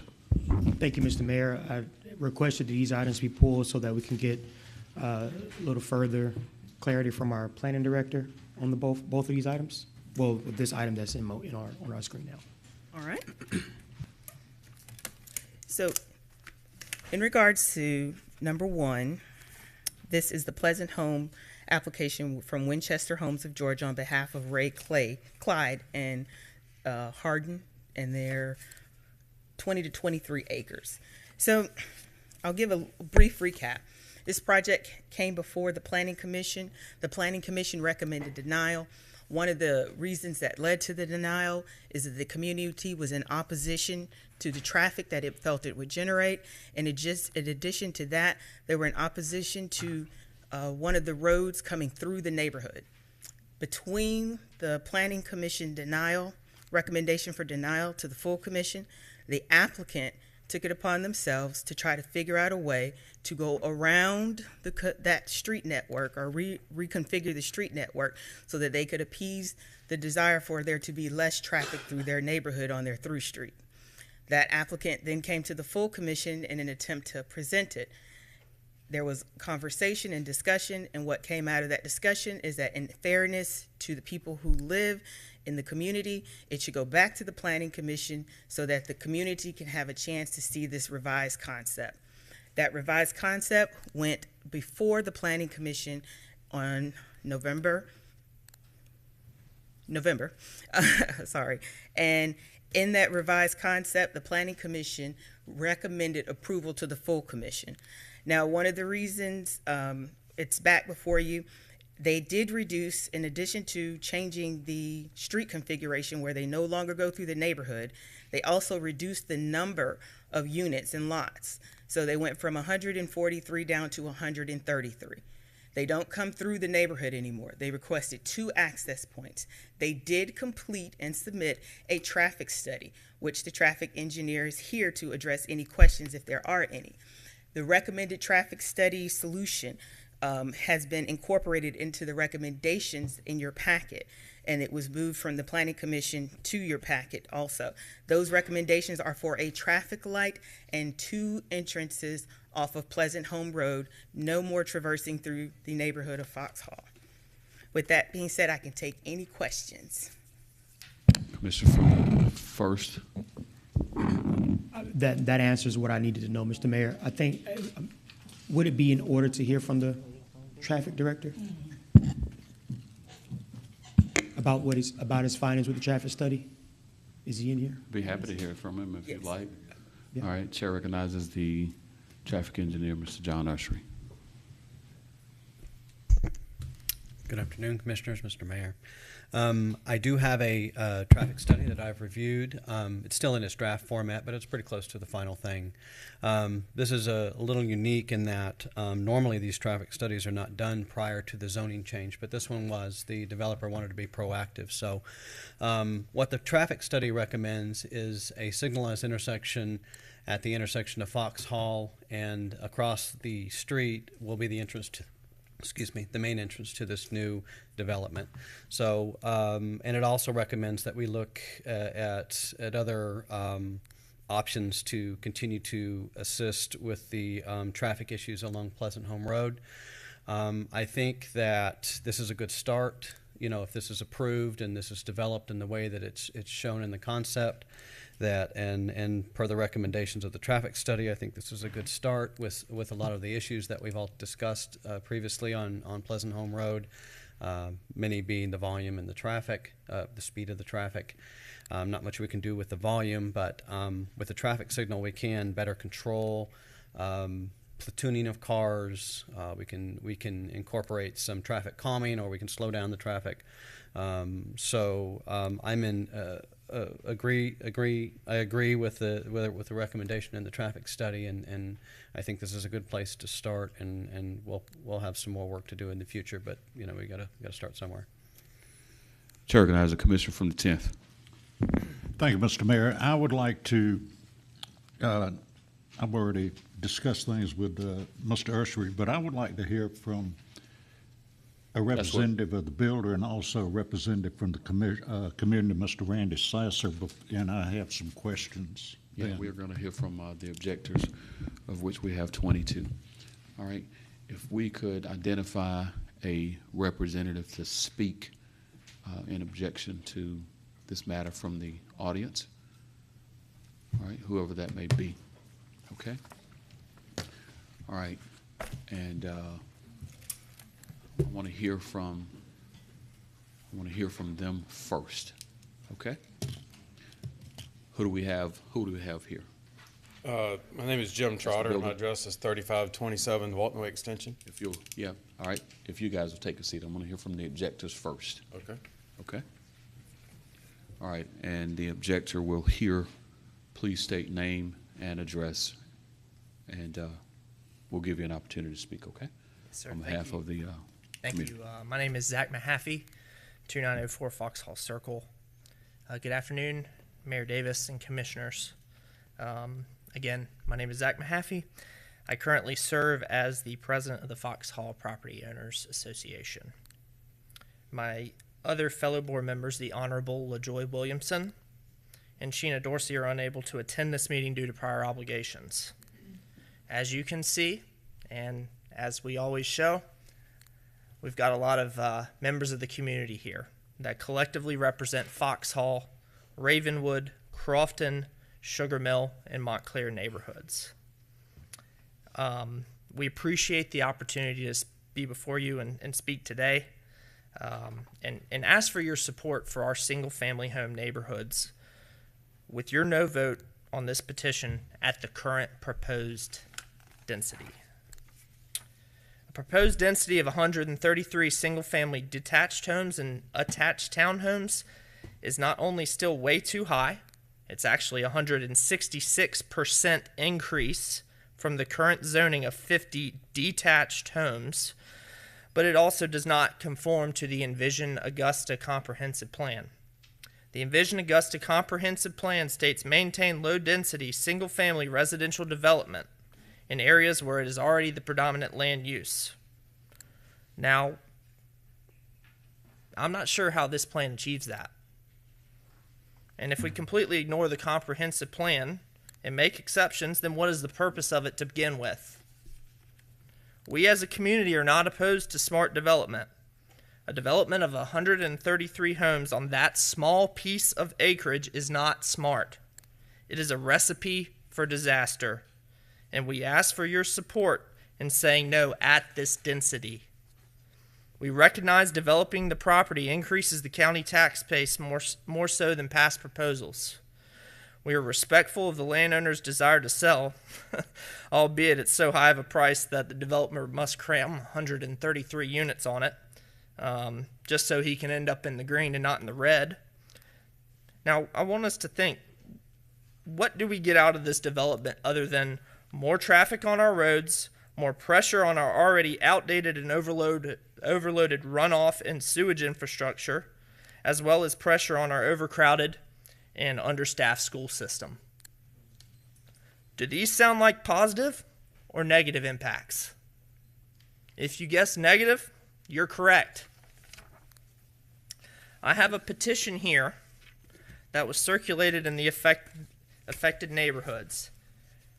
The petition right now, as it stands, contains 176 signatures. And it shows that there is community support to allow a maximum of 99 homes, along with the resolution to the traffic problem via solutions presented by Mr. John Usry at prior commission meetings.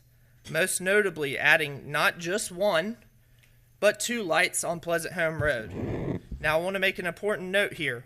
We are not asking the developer to pay for 2 lights. Just one paid for by the developer and the second paid by the taxpayers in Augusta, Richmond County. The main reason we ask to limit the density to 99 units is to allow there to be one entrance. The proposed second entrance is extremely challenging due to the proximity of other neighborhood entrances and driveways along Pleasant Home Road. Now, there was a traffic study that was in the process of being reviewed by Traffic and Engineering at last Monday's Planning and Commission meeting.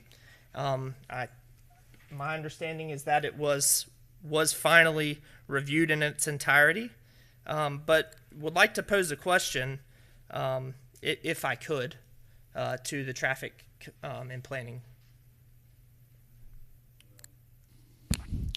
I'd like for you to just finish your presentation, Yes, sir. and then we'll debate the merits of it. Again, this is only a plan where just a few people win, and the thousands that live in this area lose. There must be some sort of compromise in this situation. We hope this request for a maximum of 99 single-family homes is accepted as reasonable consideration for the landowner, developer, commission, and those who call this area of our great city home. We ask for your support in keeping this property zoned as is and allowing no more than 99 homes for this petition and property. Or we could go against the taxpayer-funded comprehensive plan and approve a development this large. It's only fair to the taxpayers who live in this area that you help us with our traffic problem by adding the 2 traffic lights on Pleasant Home Road as previously mentioned, if approved. Again, thank you for your time today, and we appreciate all that you do for our community. All right, thank you. All right, we're going to hear from, if you would, just stay close. There might be some questions for you, okay? All right, we're going to hear from the developer. All right, you have 5 minutes. I don't think I need it, but thank you, Mr. Wonderful. Mayor. Thank you so much. I'm Jim Trotter, 3527 Walton Way. I'm here with the developer, my client, TJ Washburn, from 117 Pleasant Home Road. Look, this particular piece of property has been debated many, many times. This is the 3rd or 4th time it's before this commission. The first time, I think in 2018 or 2019, it was a request for 300 apartments. And the neighborhood objected and said they could live with something under 200 units. Last year, the Ivy Brother Company, the Ivy Homes, came in with a plan for 190 units, and the neighborhood objected and said that they could live with something under 150 units. So this developer has come in now and reduced it to 133 units, and they still want some further reduction. Let me point out on that 133 units, it comes down to density per acre. That's 6.55 units per acre.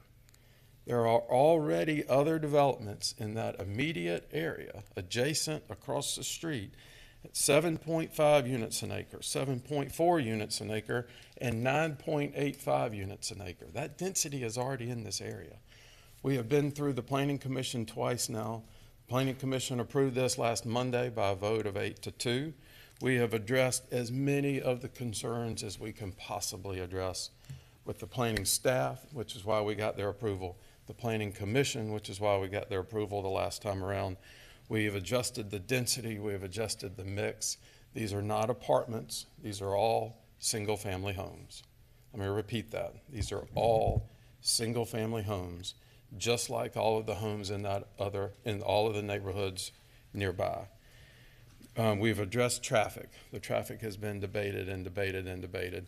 The developer has agreed to contribute towards a light at the Foxhall entrance, as Mr. Usry described.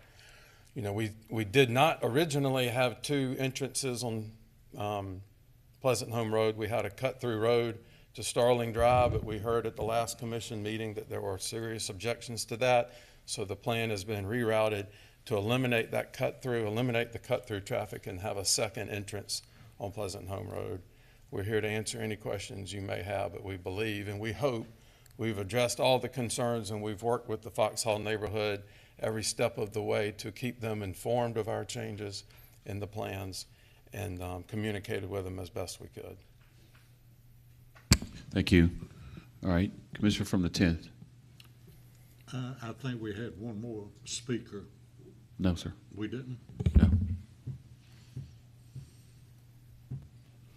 All right, I've heard for and against. I've heard for and against, and I've heard from our planning commission and staff. All right, Chair will entertain a motion.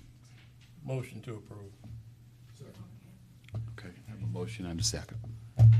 The motion came from the Mayor Pro Tem, Commissioner from the 6th. Mm-hmm. Voting.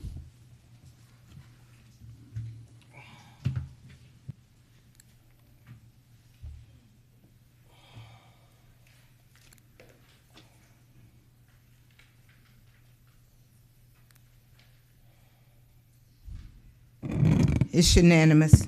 Mr. Mayor, I hit the wrong button. My vote is a no. Bond, if you'd change that for the record, please. No. Sir, the vote has been recorded.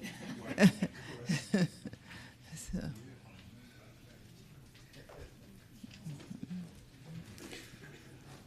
All right. I'll give the audience an opportunity to exit the chamber.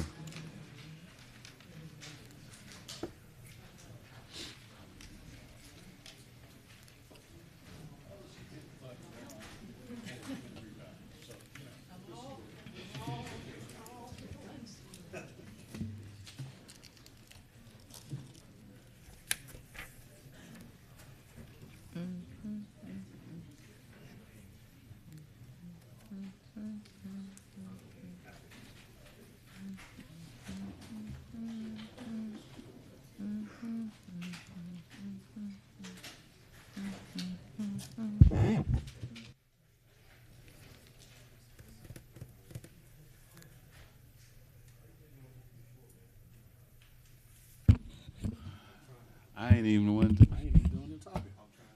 I know. All right, Madam Clerk, number 2. Item number 2 is a request from the Planning Commission to deny a petition from Julie and Walter Goosley and Michelle Atkins requesting a rezoning from a Zone A agriculture and a Zone R1 one-family residential to a Zone R1D family residential affecting property located at 3630 Windsor Spring Road, 3047 Manchester Drive, and part of 3596 Windsor Spring Road. Thank you, Madam Clerk. The Commissioner from the 1st pulled this. Chair recognizes the Commissioner from the 1st. Thank you, Mr. Mayor. I pulled this item for the same reason as number 1. We had a couple questions that the planning director would like to speak to. So if she could.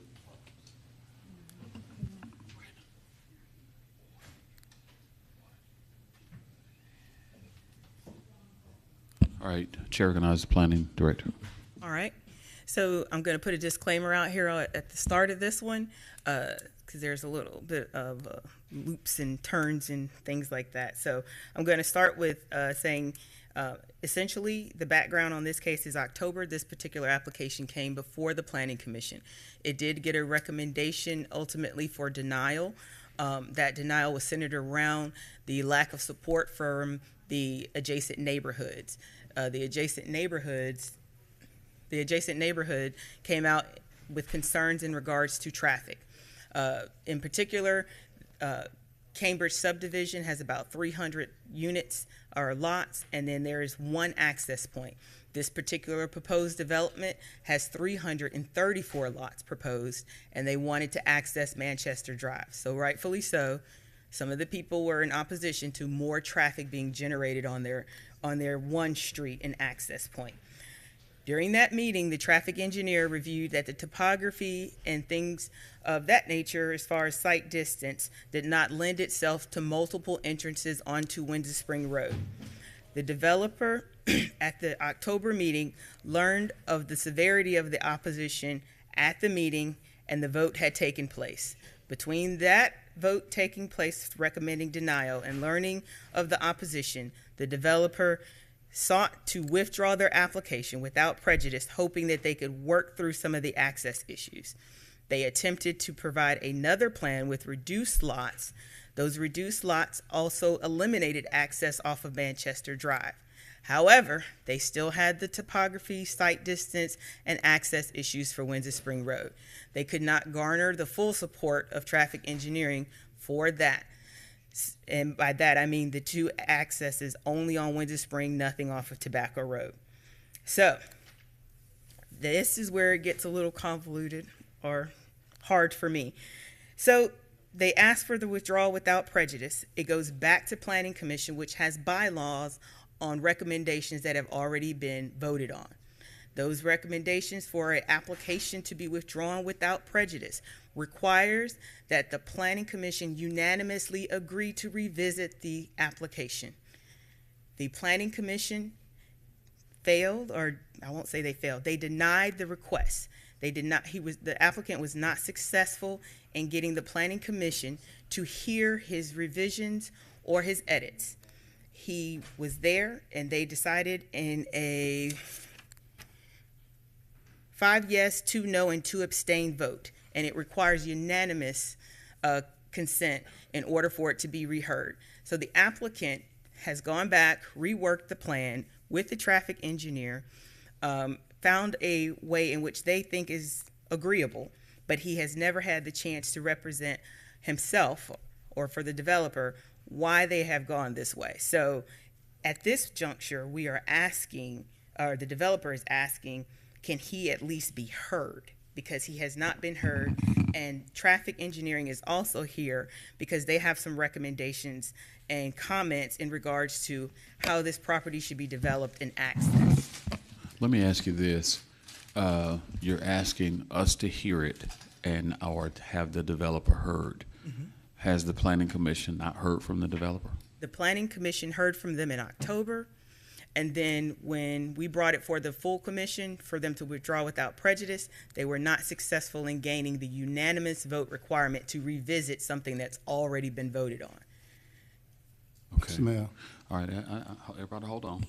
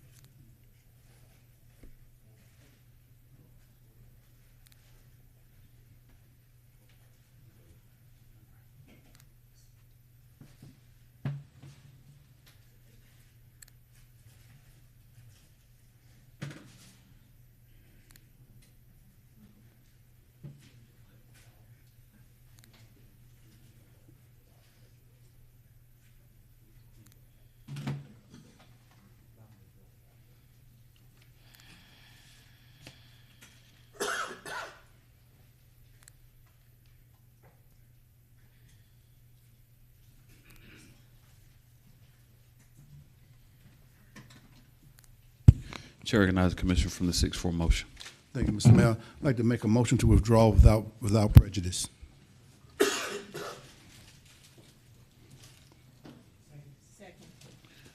right, the motion before us is a motion to withdraw without prejudice. We have a proper second. Voting.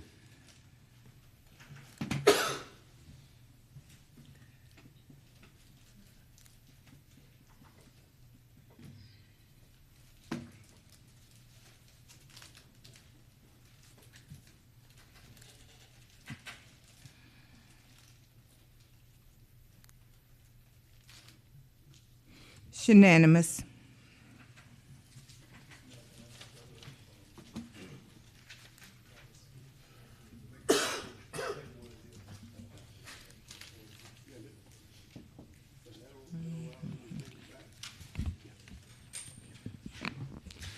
Okay. Madam Clerk, Yes, sir. I want to go to item number 22. Item 22 is a motion to approve the naming of the Fifth Street Decommissioned Bridge, Freedom Bridge, and removing the name of Jefferson Davis on the bridge. Chair recognizes the Commissioner from the 6th.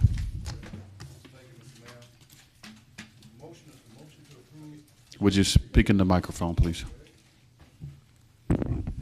Motion to approve the name of the Fifth Street decommissioned bridge, Freedom Bridge, and remove the plaques and the name of Jefferson Davis on the bridge and the items to be donated to a museum. I've got a motion and a second. Voting.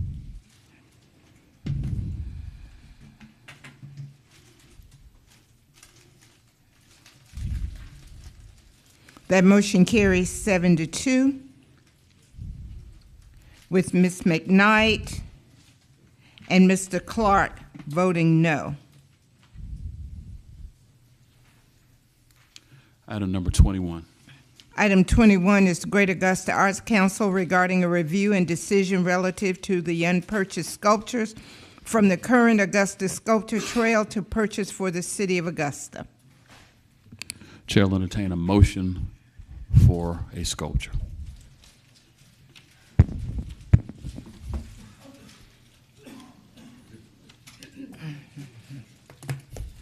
Let's see, we can. I got a motion. I think there were, 21.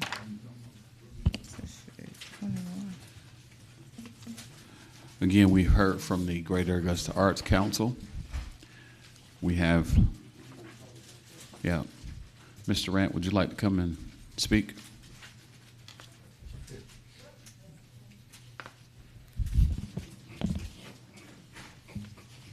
All right, I'm going to go to the commissioner from the 8th. Chair recognizes Commissioner from the 8th. Yes, I was going to make a motion. I believe Mr. Rand gave us two options last time she was here to choose from. Or is it more?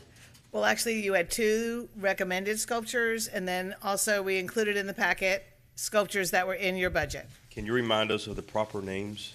Yes, Sun Lion is the, I think you called it a frog.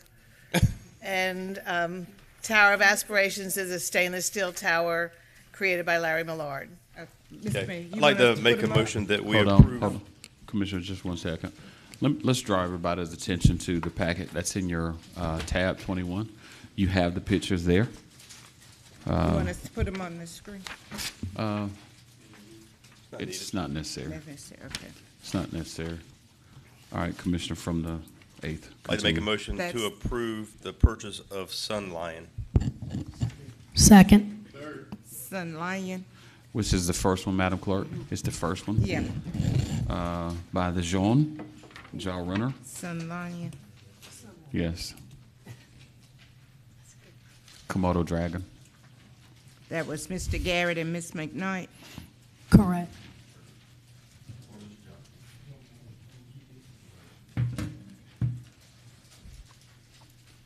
Okay. I want to make sure everybody understands what you're voting on. It is Sun Lion, a.k.a. My Vanna. My Komodo Dragon. My Vanna White. a.k.a. Iguana, a.k.a. Lizard, a.k.a. all of the above. Okay. Commissioner from the 8th, you're good? Voting. Voting.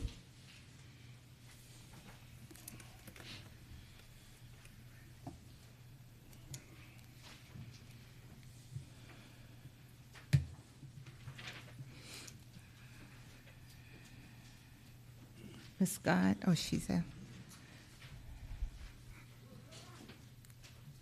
It's unanimous. Thank you all. Nice addition to the city's art collection. Madam Clerk. Yes, sir.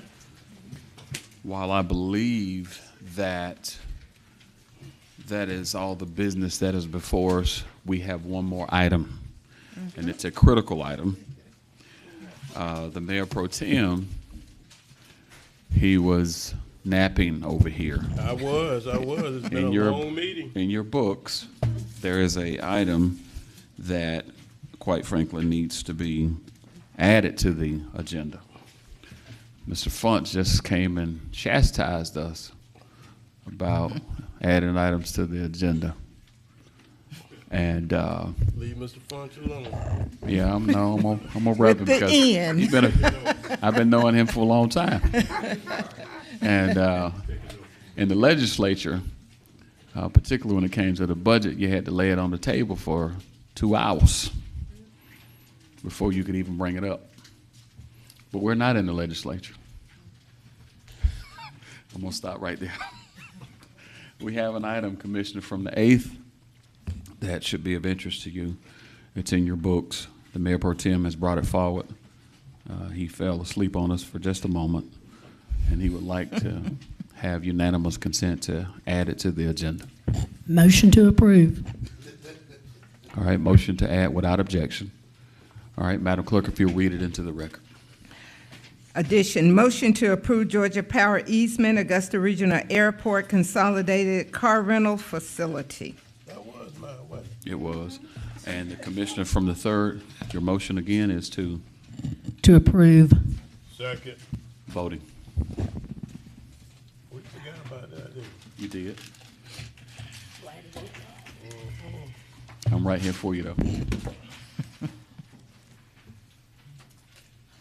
Mr. Johnson.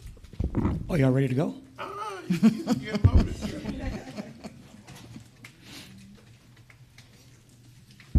It's unanimous. So, Madam Clerk, I can say that this is my next to last full commission meeting. I believe that there's one more committee meeting that I'll enjoy the benefit of. And the day after my birthday, my final commission meeting. It's been quite the experience over these last 8 years. It has been. And I'm eternally grateful to this experience and to each of you who I've had the chance to not only work with but serve with. And I look forward to us tracking towards continued success for the city of Augusta. We have adopted a budget on time every year that I've sat in this chair. Thank you, Commissioners. Madam Administrator.